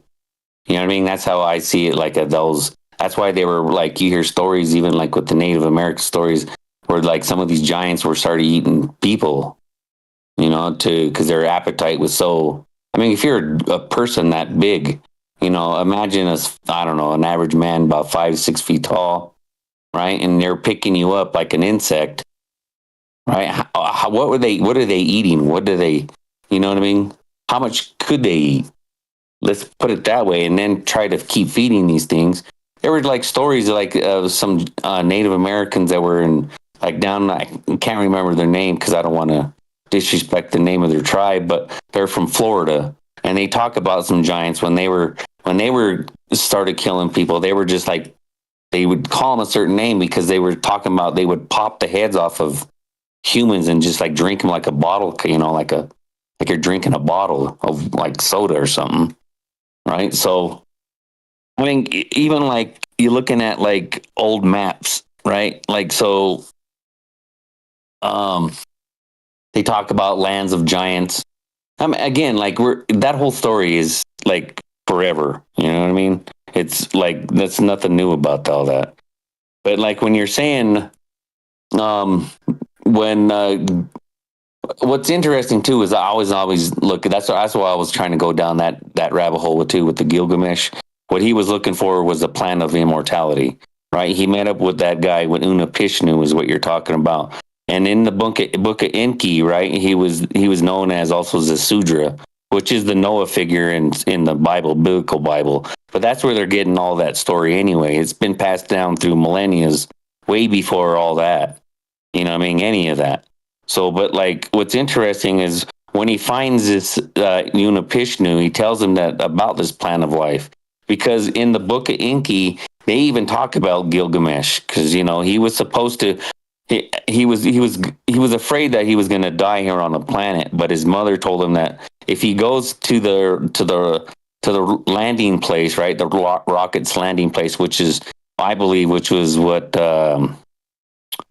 is that area right now? That country? It's in. Oh man, hold on. It's known as the landing place, man. But on their flag, it's got a cedar tree, right? And it was known over there was the cedar forest, right? It's Lebanon, right? Lebanon was actually the land of where all those big giant things are, those giant rocks and everything. It was called, what's it called, man? God. They have, anyway, they say the Romans built that Parthenon on top of it, right? But it's, that's where he was supposed to go, so he can go back to Nibiru because the calamity was coming, or whatever.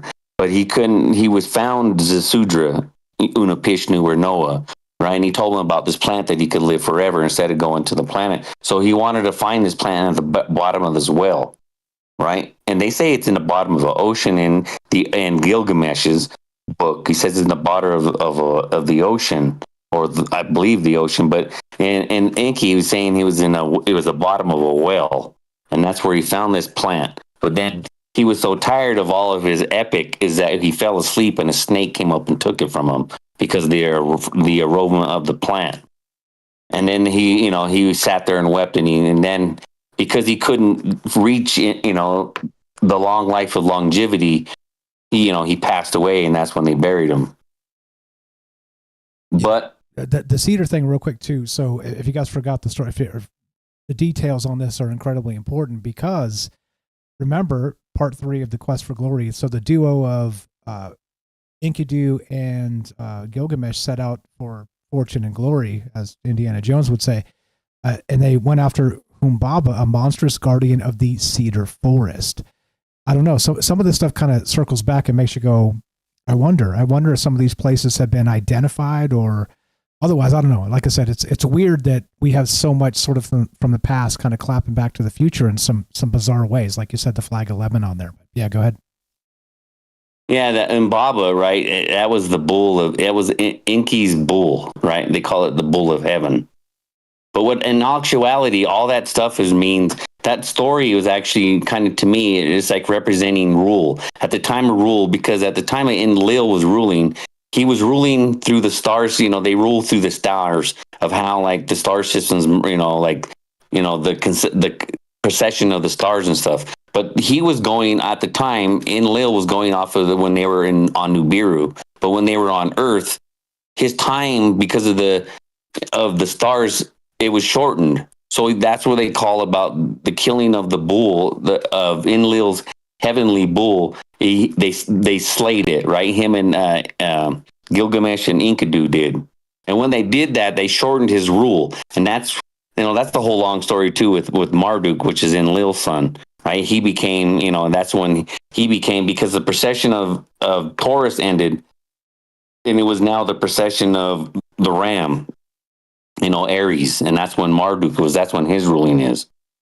But anyway, yeah, it's that whole thing too, man. Like that's a crazy story because Enkidu, he's another one that actually is intriguing to me because his character is like, he was created by a god, female god. He's not male. He's not like he's a part of the earth. They say she reached down and pinched the earth and then dropped it, right? And then dropped to the earth was Enkidu.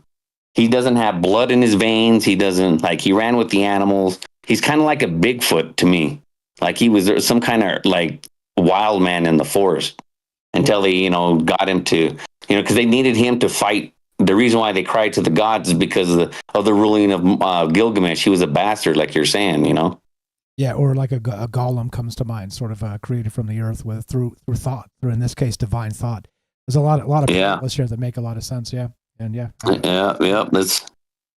I was just gonna go on to if Hobby Lobby, that was dirty of them to doing that.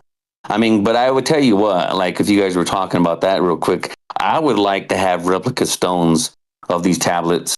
I mean, only if they are the exact wording, the same uniform style. I don't want anything mixed, right? So that way I could have those at least at my home and then, try to decipher those things by myself. You know what I mean? Using now, they got all these programs, especially the one through UCLA. They have a program there where you can take some of these tablets off the shelf and then stick it in and it could read it for you. You could decipher exactly what, come up with what you think they're saying. You know what I mean? Yeah. The AI system. Because we talk about that a lot. This is coming. And I agree with you. I would buy them too. So hands up in the chat. Does anybody think Hobby Lobby should have an illicit tablet section that is copies of the things they bought from across the way illegally? I'd buy some exact replicas. I'm with you.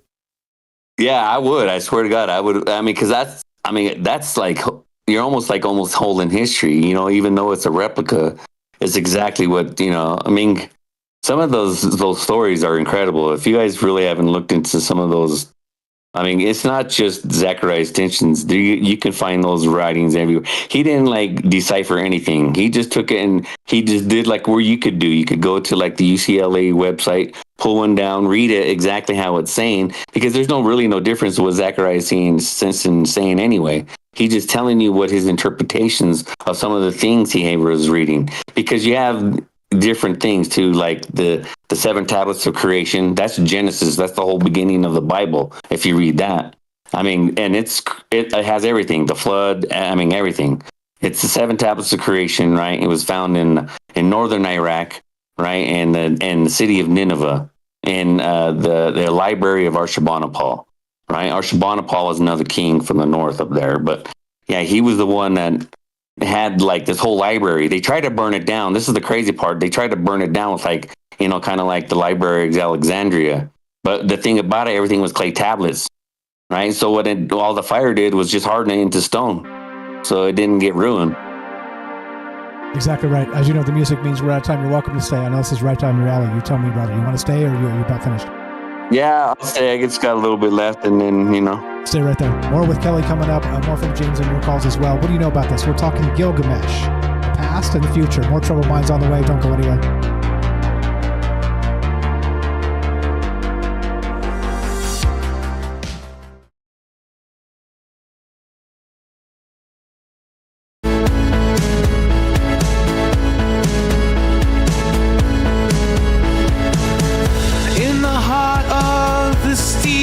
Jungle, machines hum a digital rumble. Gates of cyber open wide, plug us into cosmic tide. Feeling sparks across the sky. As knowledge flies, we're amplified. Stargate, Stargate, Stargate, open to the arcane fate. In this massive data center dome, eternal truth stop to roam. Circuits flicker with endless fire, data streams that never tire. Unified by electric dreams, unlock the truth in silver beams. Stargate, Stargate, Stargate, open to the arcane fate.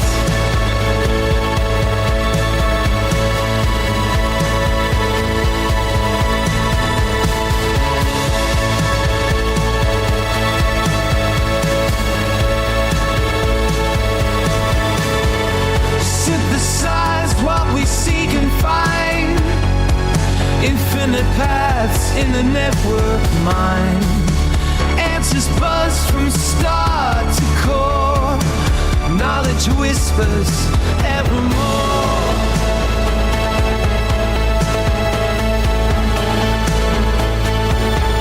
Stargate, Stargate, Stargate, open to the arcane fate.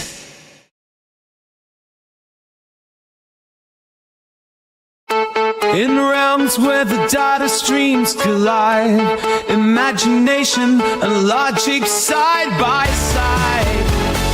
In a labyrinth of digital names, we transcend our earthly ways. Tapping keys like cosmic tones, spikes become our whispered homes. Stargate, Stargate, Stargate, open to the arcane fate. Indeed. What's up, guys? Fire stuff from Kelly. We're going to get back with him in just a minute here. What's up, Ricky, Matzel, Jay in New York, Sylvain, I see you guys, Steve in England. We won't forget Ted, your mate there. What's up? Nice to talk to you guys on Friday night. I stayed up way too late telling some war tales I probably shouldn't have told, but thanks for hanging out and bearing with me. Sweet Squigs, we got Daryl in New York, APOC, what's up, Dawn? Thanks for hanging out with us and staying up late. Eric was there as well. James, what's up, Gaston? Herschel was there for a minute. We got, what's up, Michael W. Jeff and Wisco, Joey, don't panic. I see you guys. Hope you're well tonight. Yeah, there's a not a debate, but some disagreement about Elon Musk over there on Rumble. He's definitely a Polarizing figure, isn't he? Isn't he? I can see it both ways. And the more he does his Elon stuff recently, the more he's creeping me out. 5 years ago, like I said, I was like, yeah, Elon's the man. Now I'm like, what's happening? Anyway, here we go. Trouble White's coming up. More on the way right now. More with Kelly, more with James, and your calls as well. We got one more segment. What do you guys think? Here we go.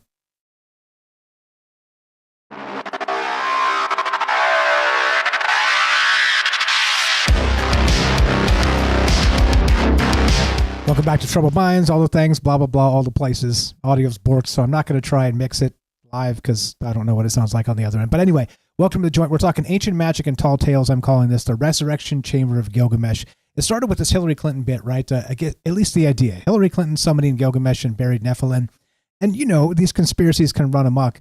But also, as I've said previously, if they found this and there was something truly anomalous in it, do you think they would actually share it with us? And of course, I'm skeptical because, you know me, I'm skeptical about a great many things. But again, I could also sort of open up the other floodgate of my imagination and my mind and wonder what might be part of the other side of it. So I don't know. What do you guys know about it? Talking about all manner of things tonight. Of course, starting with Gilgamesh and this resurrection chamber. Back to Kelly. Thanks for being patient, brother. Welcome back to the thing. Go right ahead. Where do you want to take it? I know there's a lot of things here to cover and consider. And all yours, my man. Go ahead. I was just going to go probably like you guys were bringing up the whole Elon Musk and Trump thing, which is kind of an interesting, you know, you guys heard all those stories about the books and stuff. Yeah, 100%. I'm going to do a whole proper thread on it because it seems like there's more things happening on a daily basis that reinforce that thread, which again is that retrocausal bit. And again, don't forget that so two things added to it since then, since I talked about this with Jay of Project Unity. I kind of made like the briefcase. We talked about a bunch of other stuff, but one of the things that came to mind is that Elon released Grok 3 on President's Day, right? And Ingersoll Lockwood was the original author of those original books with The Last President and sort of the beginning of that larger thread.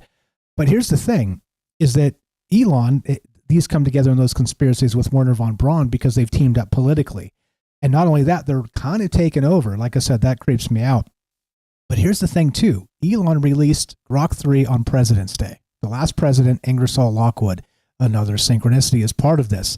Now this as well, okay, Starfleet Academy says Elon sort of almost as if, now he has government influence in this capacity, almost as if he's going to manifest this into the future, talking about this plan for the 4th Department of Defense Academy at the Presidio in San Francisco. If you've ever been down there, it's a beautiful historical place again, but it's weird, right? Is this too weird, or is this just kind of the conspiracy mind trying to find threads? What's your take, Kelly?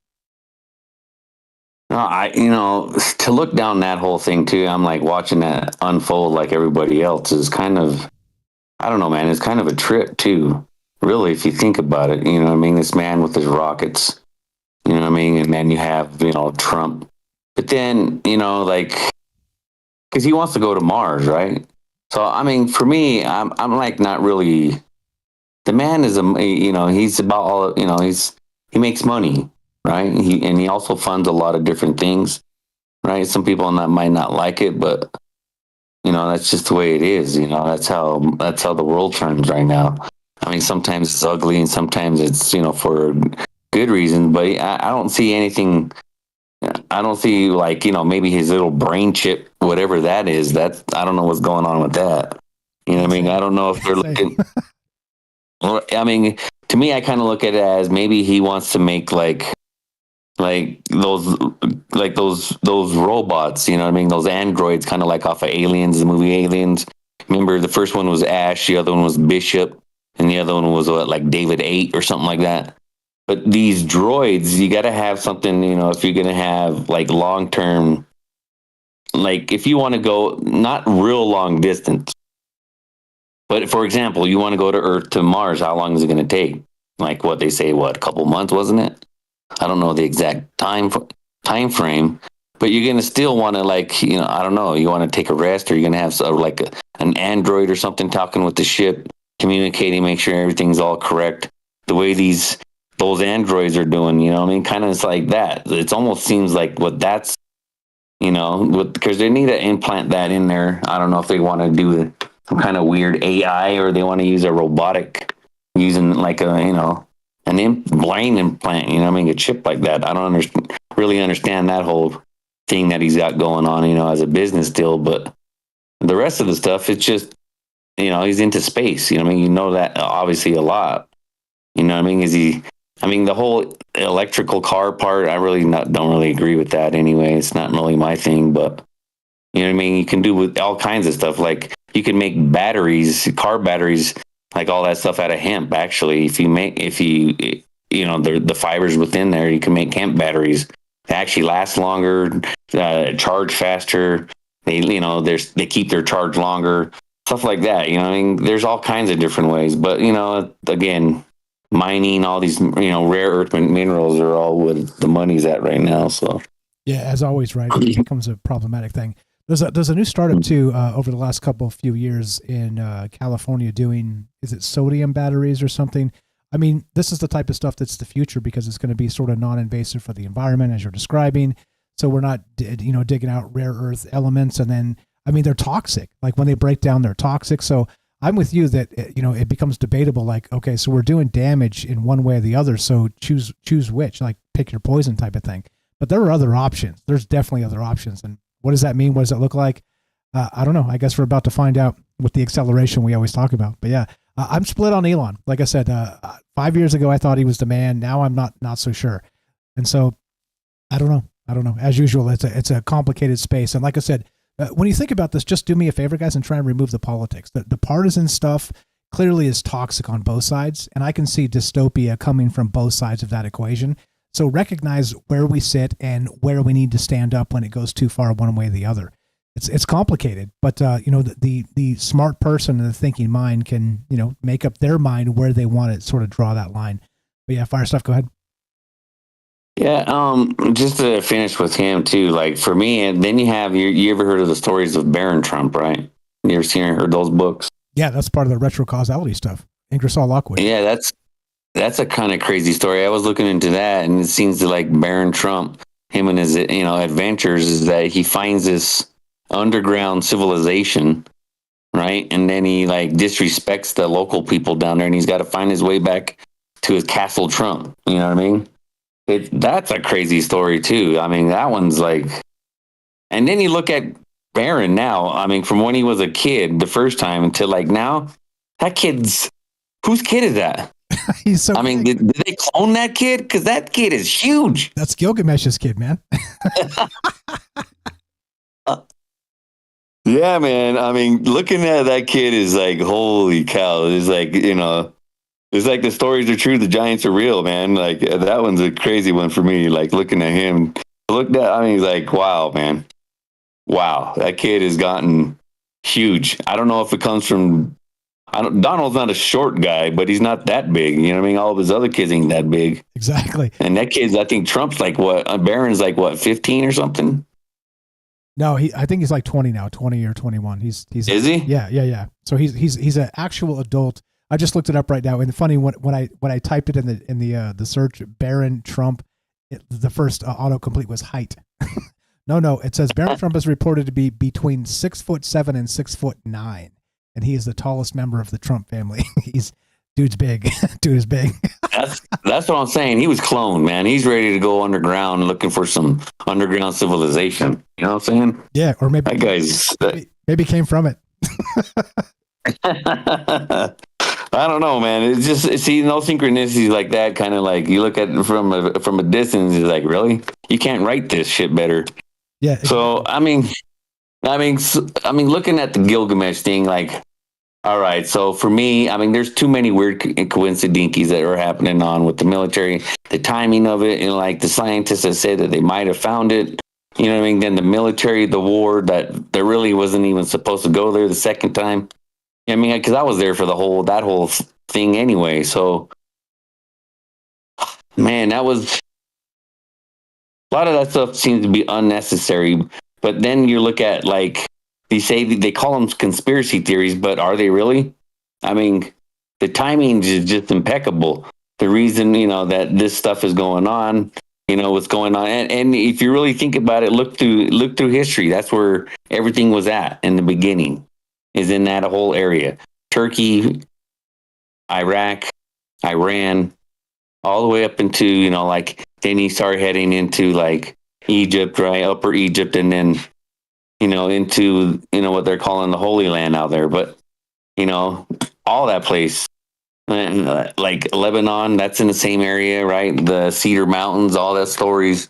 It's just like, I look at some of that stuff, man, especially with like I say again, like a lot of these Sumerian stories, it's just too many, and it just coincides with like history, and it's like, this is what they're telling you it is. Then you look at, like, read these stories that are happened, millennia ago, and then it's like the exact same story. So is it like our future's calling up to us? It's already past. They're just letting us know that, this is what's happening. This is what is going to happen. I don't know, man. I like these stories, man. Some of these, that's why I get lost down these tunnels, Yeah, there's a lot. It's definitely a lot. And again, and then we got the Stargate, or not Stargate, the not just the Stargate, but the Presidio and the Starfleet Academy bit that just popped. So it's like, every time I see something, I'm like, dear God, I feel like he's reading from a script, like a future script, almost as if he knows in some capacity that the sort of fiction of the last 100 years is from the muses informing the future, informed from the future to take us to where we need to head. And in egomaniac style, he sees himself as, the linchpin there. But I mean, who could argue with that? He's definitely sort of taken the reins for power and control of the world, like I said, which that's the part that creeps me out. I don't know. It's weird, man. It's a weird thread. And like I said, the more I see sort of syncs that back it up, makes me go, what the hell is actually going on? We're talking about Elon Musk in a moment, but yeah, tons of stuff here. And of course, Gilgamesh and the resurrection chamber and some of these old conspiracies, but yeah, go ahead, Kelly. What else you got? Yeah, that one thing that you're bringing up, the resurrection chamber, I've never really heard that connected with Gilgamesh. I had all the stories that I've heard. Now, the one it connects to a resurrection, like temple or like chambers, was more of Thoth. And that would be like, if we're talking, working down from Sumerian, like pantheon, because they're all the same through Egypt, right? But they've got different names, and you work it down, right? So Enki and Enlil would have been like Gilgamesh's, and like even Thoth. Thoth is their son, but like Gilgamesh would be like their great uncle or something, you know what I mean? So if we're talking stuff like that, but like with resurrection chambers, the only one I really seen talk about that was Thoth, which is, his name is Nigazita, right? As he's Enki's son, the second son, he's a scientist, right? He's the one who helped him with the whole, making humans as what we have them now. But he was a scientist, right? And he was known as Thoth or Thrismegistus, whatever you want to call him, or Thoth or whatever, right? But he talks about resurrecting himself, at first, he just cheated death, right? He would put his essence, or his, I guess what, your consciousness inside of another body, into another like avatar, he would say, and then when that body he would put the other body into a resurrection chamber, right? And then he would jump into this other body and walk among men while that other body was in these resurrection chambers. But as Gilgamesh, that's the first time I really actually even heard that. I just want to bring that up real quick. But yeah, that one's kind of a new one. I'll have the links for you. So somebody filed a FOIA asking that exact thing. I'll read it to you one more time, and I'll have the links for you just in case you want to follow up on it, because it is a weird thread here. And like I said, I saw it and I was like, damn, we've never talked about this directly, but it's definitely something I've seen in the periphery of the conspiracy conversation. But on, let's see, December 13th of 2018, a FOIA was requested by somebody named Dinetra Senegar. And people are describing that person as a pseudonym, so it's not the actual person. So we don't know who it is, right? And of course, the partisans are like, oh, it's Hillary. I'm like, stop it. Come on. But anyway, so the FOIA is exactly this: requesting documents pertaining to the resurrection chamber of Gilgamesh, the location of his body, and the location of the buried Nephilim. And as Derek pointed out earlier, it's like different stuff. The Nephilim and Gilgamesh don't really reside in the same sort of pantheon of thought, So I don't know. It's a weird thing. It's a weird thing. But I'll send you all the links so you don't have to. You don't go digging. I got you, buddy. But it's weird, isn't it?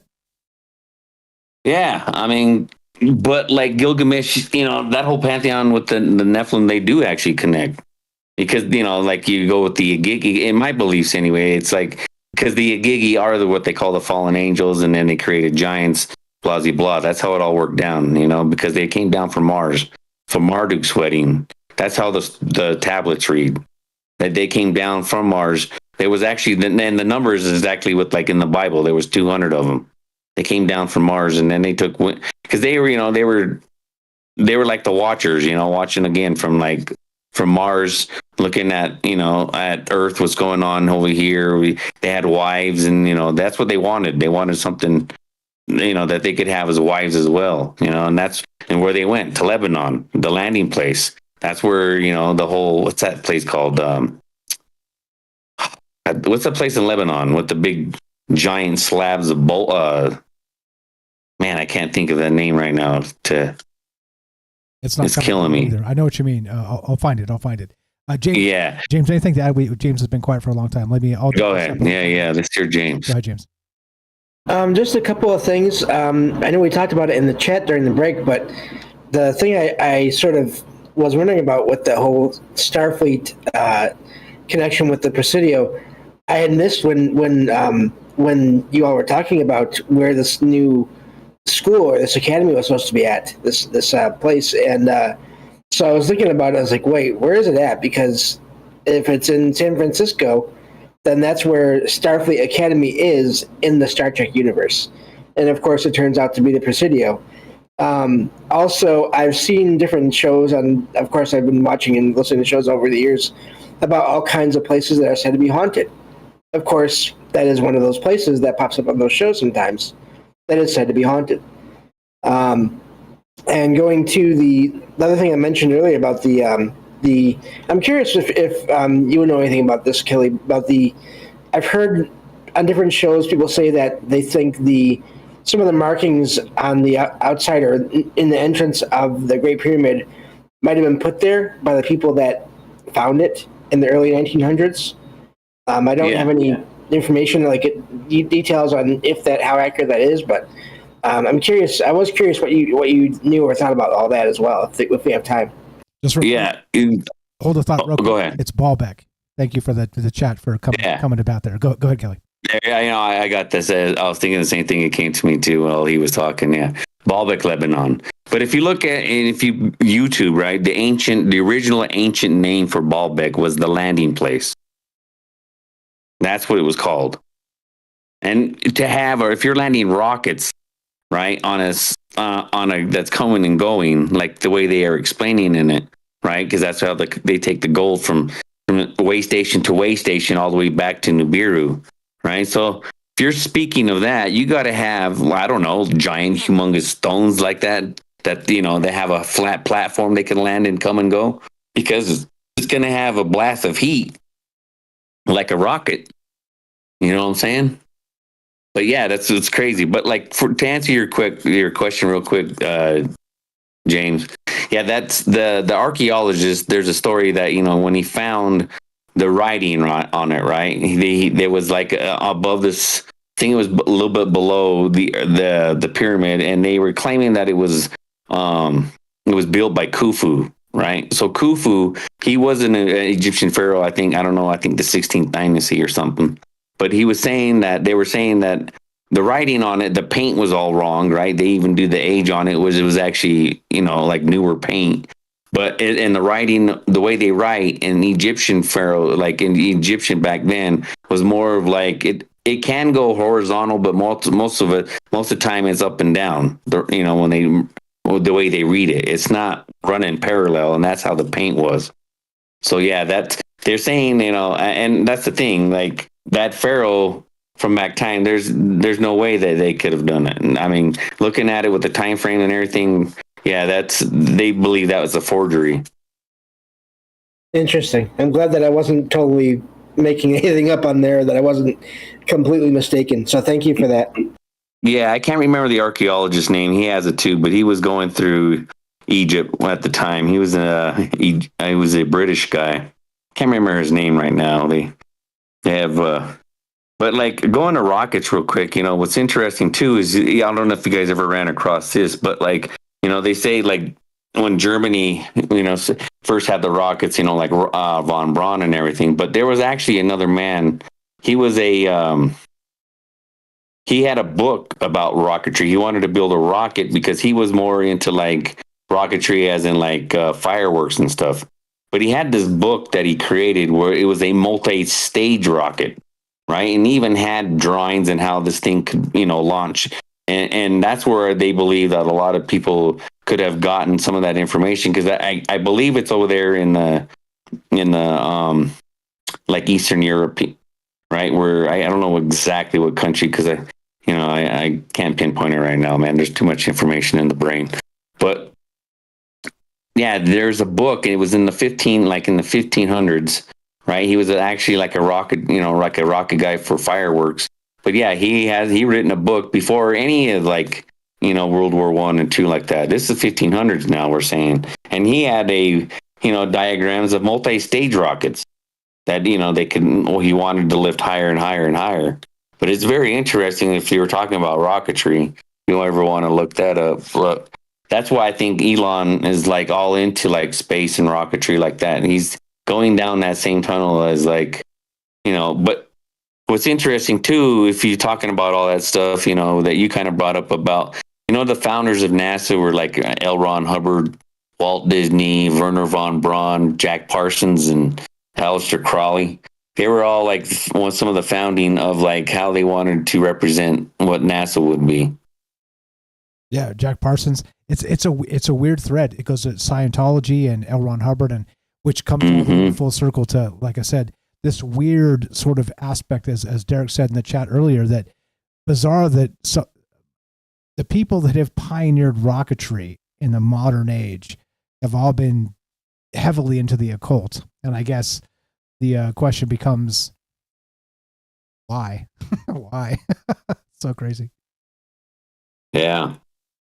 I mean, for me, if I'm like, okay, if you're into a cult and just like into, because I tell you right now, like a lot of, when the SS troops went out, and they, a lot of the SS troops, when they sat out in history, they were looking for a lot of this ancient history and stuff like that, because they had like the Real Society, another society too, which was about ancient technologies that they were reading through, like ancient books, like everybody else was reading, looking through history, through these ancient tablets, these ancient cuneiform, the ancient, hieroglyphs, all this stuff. But most of Europe, right, like in British and stuff like that, Britain, like a lot of those archaeologists were in like Egypt. Do you know where like a lot of the ancient, like, well, all of the German SS people, a lot of their archaeology was looking into like Mesopotamia, like in Iraq, like look, all the ancient cities there. That's where they were doing a lot of their archaeology. So it's like they were looking for something too. They were knowing, they were looking at some of these ancient writings, and we're probably thinking the same thing like a lot of us, our like-minded people are on this show, are looking at. You know what I mean? For me, anyway, that's where I tunnel a lot of my information. Like I like to, I just like it. You know what I mean? All the ancient history and a lot of the ancient writing, the esoteric, all this stuff that they're claiming that it's all secret, supposedly secret, because it's not for everybody. Not everybody's interested in, and that's fine. But at the same time, if you want to know ancient knowledge and knowing, I mean, that's why I like read the Emerald Tablets. Me and Michelle have read that in depth for a few times, right? Always going back to a reference to look at like some of, something pops in my mind, like it just remembered me something that was from the Emerald Tablets. And I go back to it and like reread it again. Like kind of we were going over the firmament, like what they were talking about biblically wise, but also the word firmament actually comes from the ancient, the 7 tablets of creation. The first time you ever see that is the 7 tablets of creation, which is, the ones that they found in Iraq, right? And that's like the Bible is, I'm telling you, it's the story of like Genesis, creation of life, man, human, like the solar system, and then creation of life here. The whole reason, like the whole names are all Anunnaki, like, but it's crazy. Like It even has like the deluge, the flood, like everything that you could see. It's in the 7 tablets. If you haven't read it, check it out. I mean, it's crazy. It's something that you. I mean, that's what when I read those things, I'm pondering like, man, this is exactly where now you know where these people are getting it from. Like these ancient scrolls. I mean, yes, they're old, but they ain't that old. These things were on papyrus. We're talking things that were like written in stone. That ain't going anywhere. And hopefully, coming soon to a Hobby Lobby near you, we'll be able to buy replicas. Shout out Theo, that was funny.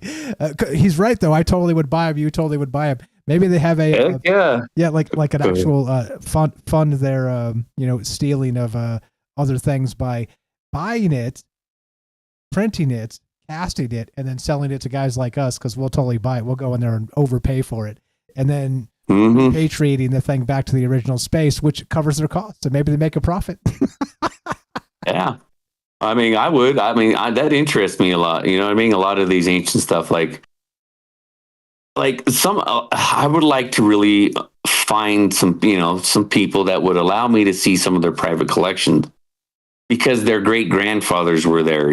That they were archaeologists or they're working with an archaeologist in like Egypt or like the jungles of Peru or Mexico or even into like Indonesia, or into like Easter Island. Like who knows what these people have? Because they were the first ones who've been there when they first opened these things. Or like even what they were doing in back in the day that they were selling mummies on the street corners in Egypt.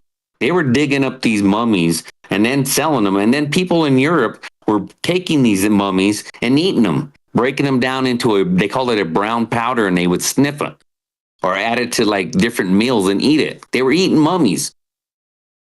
Yeah. And then selling the parts of them to other people to create those same potions and eat the mummies. It's so crazy. I know. So it's like, they're doing some kind of voodoo stuff. They're adding that to their dust collection of what, some strange stuff. So who knows, man? I don't know. Like, I look at that, I'm like, why?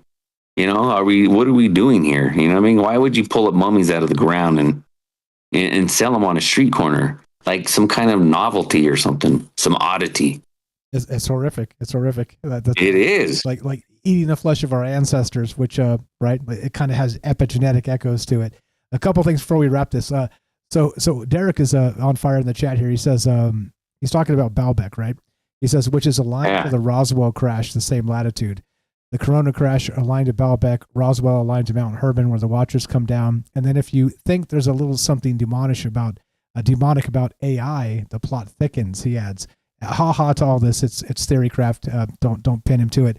He says AI demons and psychedelics and meme magic. Check, and check. And here we are. Oh, and the Trump and Keck stuff. Trump and Keck. Remember Pepe the Frog with the time travel stuff and ancient? Yeah, tied to Musk because he changed his X name to it. Yeah, I mean, and this is the point. This is a T-shirt. Meme magic from the dawn of time? ?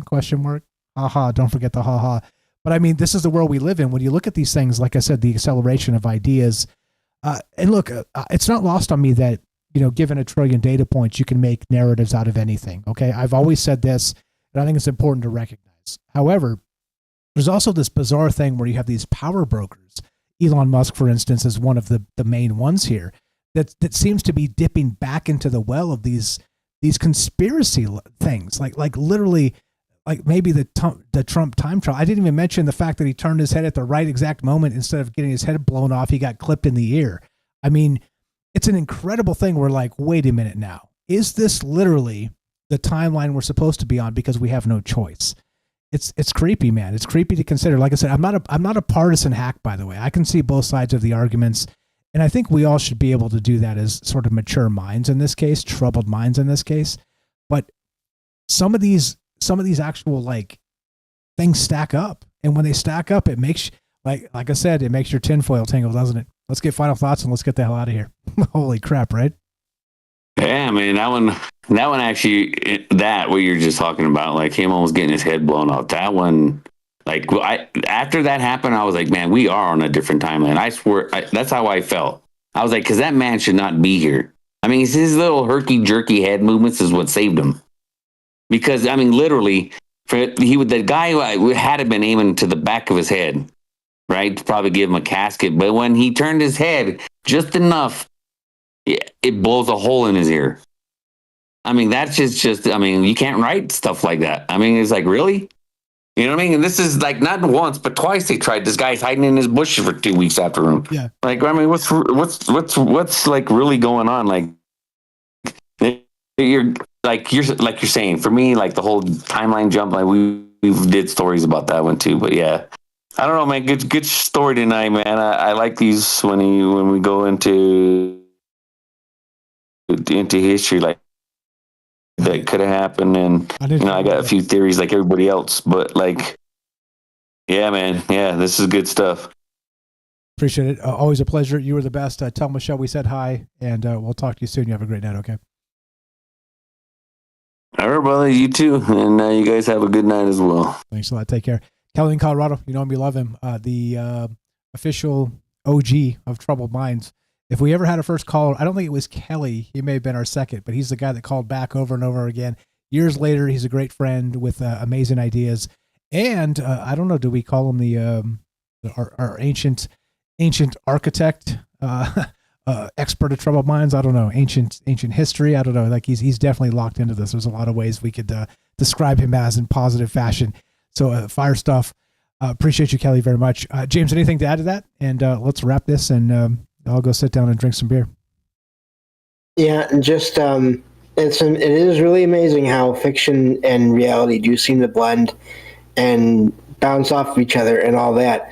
I did want to say too that so many of these sites, these ancient sites, if you look around online, you can find stories of let's say ghosts, whatever ghosts may be, sightings and experiences that people have in these places and around these places. So even if, there is some, let's say, fake markings or new markings or whatever that don't belong on a site, that doesn't mean there's still not things you can find that are there that are amazing. And so I think it's still important to check these places out. And yeah, that whole connection with the Presidio and Starfleet, I mean, that and the Starfleet Academy, that is still just blowing my mind because the location is just about right. It really is. No, and that's the point. I think, like I said, Elon is sort of guiding that future, and what is he tuned into? I don't know. Like I said, as Derek said, check. All the things are in place. I don't know. And so the question really becomes retrocausality. Is it real or is it not? And so I think it's an easy philosophical leap to me because, like I said, humans are temporary, and we have this aspect of ourselves that we tend to think in, 80-year cycles because, given the best of us, cross your fingers, we live that longer, cross your fingers double, that there's this temporary aspect. Shout out Herschel. I love the term that is so resonant and poignant with me, that we tend to think in human time cycles, but time itself doesn't care about human time cycles.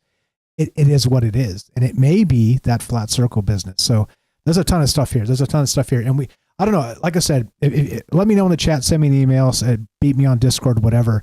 If you want to do a full show on the Trump time travel thing, I can lay out all of it. Like this is a thread that's in my head. We've been talking about this stuff forever. But the thing that dawns on me is that Ingersoll Lockwood, The Adventures of Baron Trump, was, and this is a teaser for that, if you want it. Like I said, I know people can't even stomach the thought of me talking about this man for several hours. However, he wrote a children's book, a series of them, 2 or 3, I believe, that was about the adventures of Baron Trump, okay, which had a mentor named Donald, or I think the Don is what they call him, Don. So right there is weird. But then he wrote later, as part of that series, a fiction book that was not related to the initial sort of whimsical Baron Trump adventures, called The Last President. Okay. And back when we talked about this was when we first started the show, probably 2018 or so, somewhere in that range. It was kind of into the Trump era a little bit, before everybody was so polarized and mad and all the stuff. Right. And so we were kind of having a good time and making fun and all the rest of the stuff. But it didn't make sense back then to say the last president.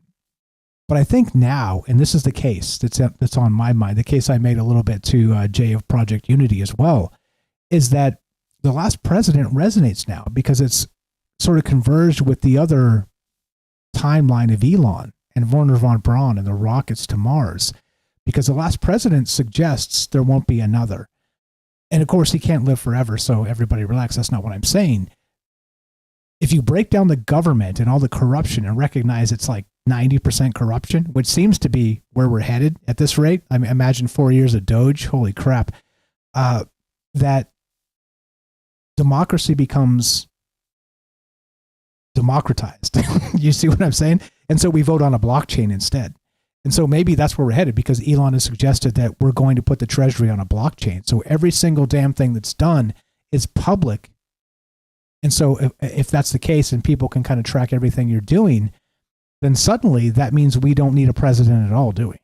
Like, actual democracy becomes democratized. Weird. You still need representative government in some capacity there, because then 51% could vote to kill 49% type of stuff. There's got to be some of the separation of powers, but you get what I mean. The question becomes, do we need presidents anymore? And people have made this case for a while now with, 330 or 40 or 50 million people in the United States. Can one president, Joe Rogan made this case several times, can one president represent that many people? I mean, I don't think so. I think it's unreasonable. And so 8 years ago or whatever, the last president seemed like a ha-ha whatever. But right now I'm like, holy crap. Maybe this is where it all comes together. Yeah, that's where my mind's at.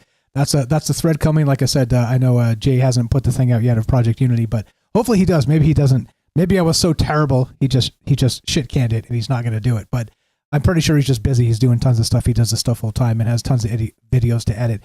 So yeah. Anyway, that's that. Final thought on that, James? Anything to add? Because the Presidio is another link in this chain, which feeds that larger retro-causal aspect. I don't know. It's super weird, isn't it? It is, and this is making me think, I don't know the details on it, but isn't there a conspiracy or a story, prediction, whatever, that there is supposed to be a last pope at some point, too? I think so, yeah, that's another one. I'm not sure where that comes from, but it was some old prophecy from a religious text. Yeah, but I'll look into that. I'm not exactly sure. I did read that recently, and regarding this timeline with, like we talked about recently with the alignment of the planets, and then the Pope being ill, and that whole bit. I don't know. Opening doors in places. Yep.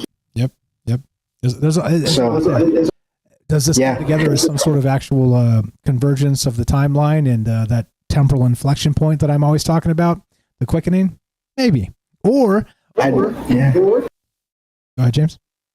I was going to say, and there's just so many reports anyway of time sort of folding in on itself in different places. People seeing other people from other timelines or even other places, seeing places that look like they did decades or centuries earlier, or even seeing futuristic places, and then popping out of there and then coming back to their current time. So time is definitely weird, and who knows how it all works and connects. Anyway, that was my last point.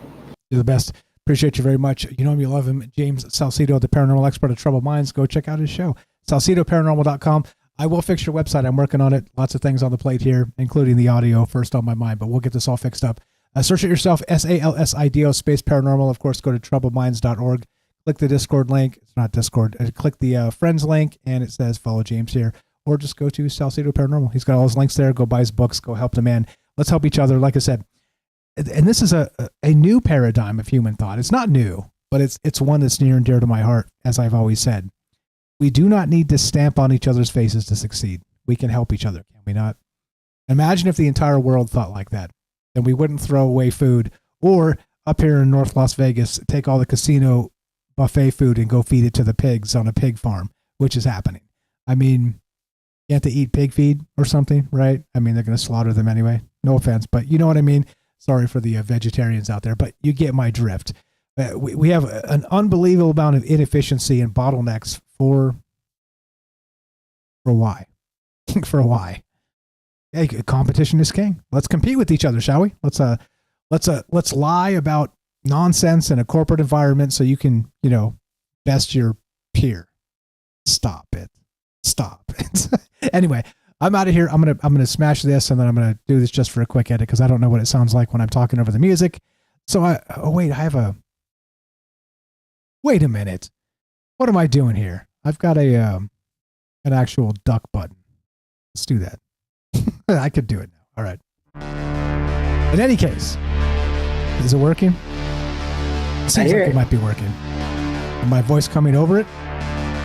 Yep. You're good so far. Holy crap. All right. Hey, we have the technology, a duck button. This one's for Carla when I get there.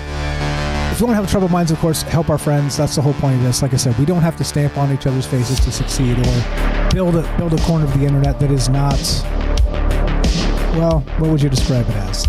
It's not the rest of the internet. Ideas flow through here like the flow of time. And of course, if time is a flat circle, then we're in the whirlwind of it. And is any of this real? I don't know. But it seems like a convergence of ideas kind of flow through that space and make me wonder what's really happening. So, as usual, discernment is king. If it comes out of my mouth, don't take it as gospel. I don't know anything. I promise you that. I'm just a normal guy in the world with no insider sources. My sources are you guys, just talking to regular people about extraordinary things. If you want to know more about Gilgamesh and the rest of that stuff, I will have all the links that I researched in the description down below. So please check that out. I would appreciate that. And I just found my duck button again. Sometimes things work. And so that's it. It's as simple as that. It's complicated, but it's also simple. And don't forget that you have to keep one foot in the real world because we live in it. And bills need to be paid and people need to eat and all the rest of that stuff. So, conspiracy is good, but also recognize that if you take both feet off the ground, you might find yourself in a lot of trouble. So that's that. Love is the answer, says Carla as well. Duck button. Yeah, the duck button. So ducking is, you hear it, right? So when I speak, it lowers the volume of the music. And then raises it to the regular level. That's ducking. That's what's called radio ducking. And this board has, maybe I just fixed the audio. I'll tune in my stuff. Anyway, here's the deal. Help our friends, troubledminds.org/friends. If you like the conversations and want to help us directly, spread the word. Let people know a conversation is happening. That is not as you would expect. We're not going to talk, again, recognize we talked about Hillary Clinton tonight. We talked about Donald Trump a little bit. We talked about Elon Musk a little bit. And we didn't devolve into some ridiculous partisan argument. See? It's possible. It's possible. So everybody relax. Put the partisan arguments in your back pocket and consider that many more things are happening in the world. And I hate the partisan stuff. I hate both parties. I am neither a Republican nor a Democrat because I think both of those parties are scumbags at their core and they're manipulating us to gain power and control. Just a reminder. What else?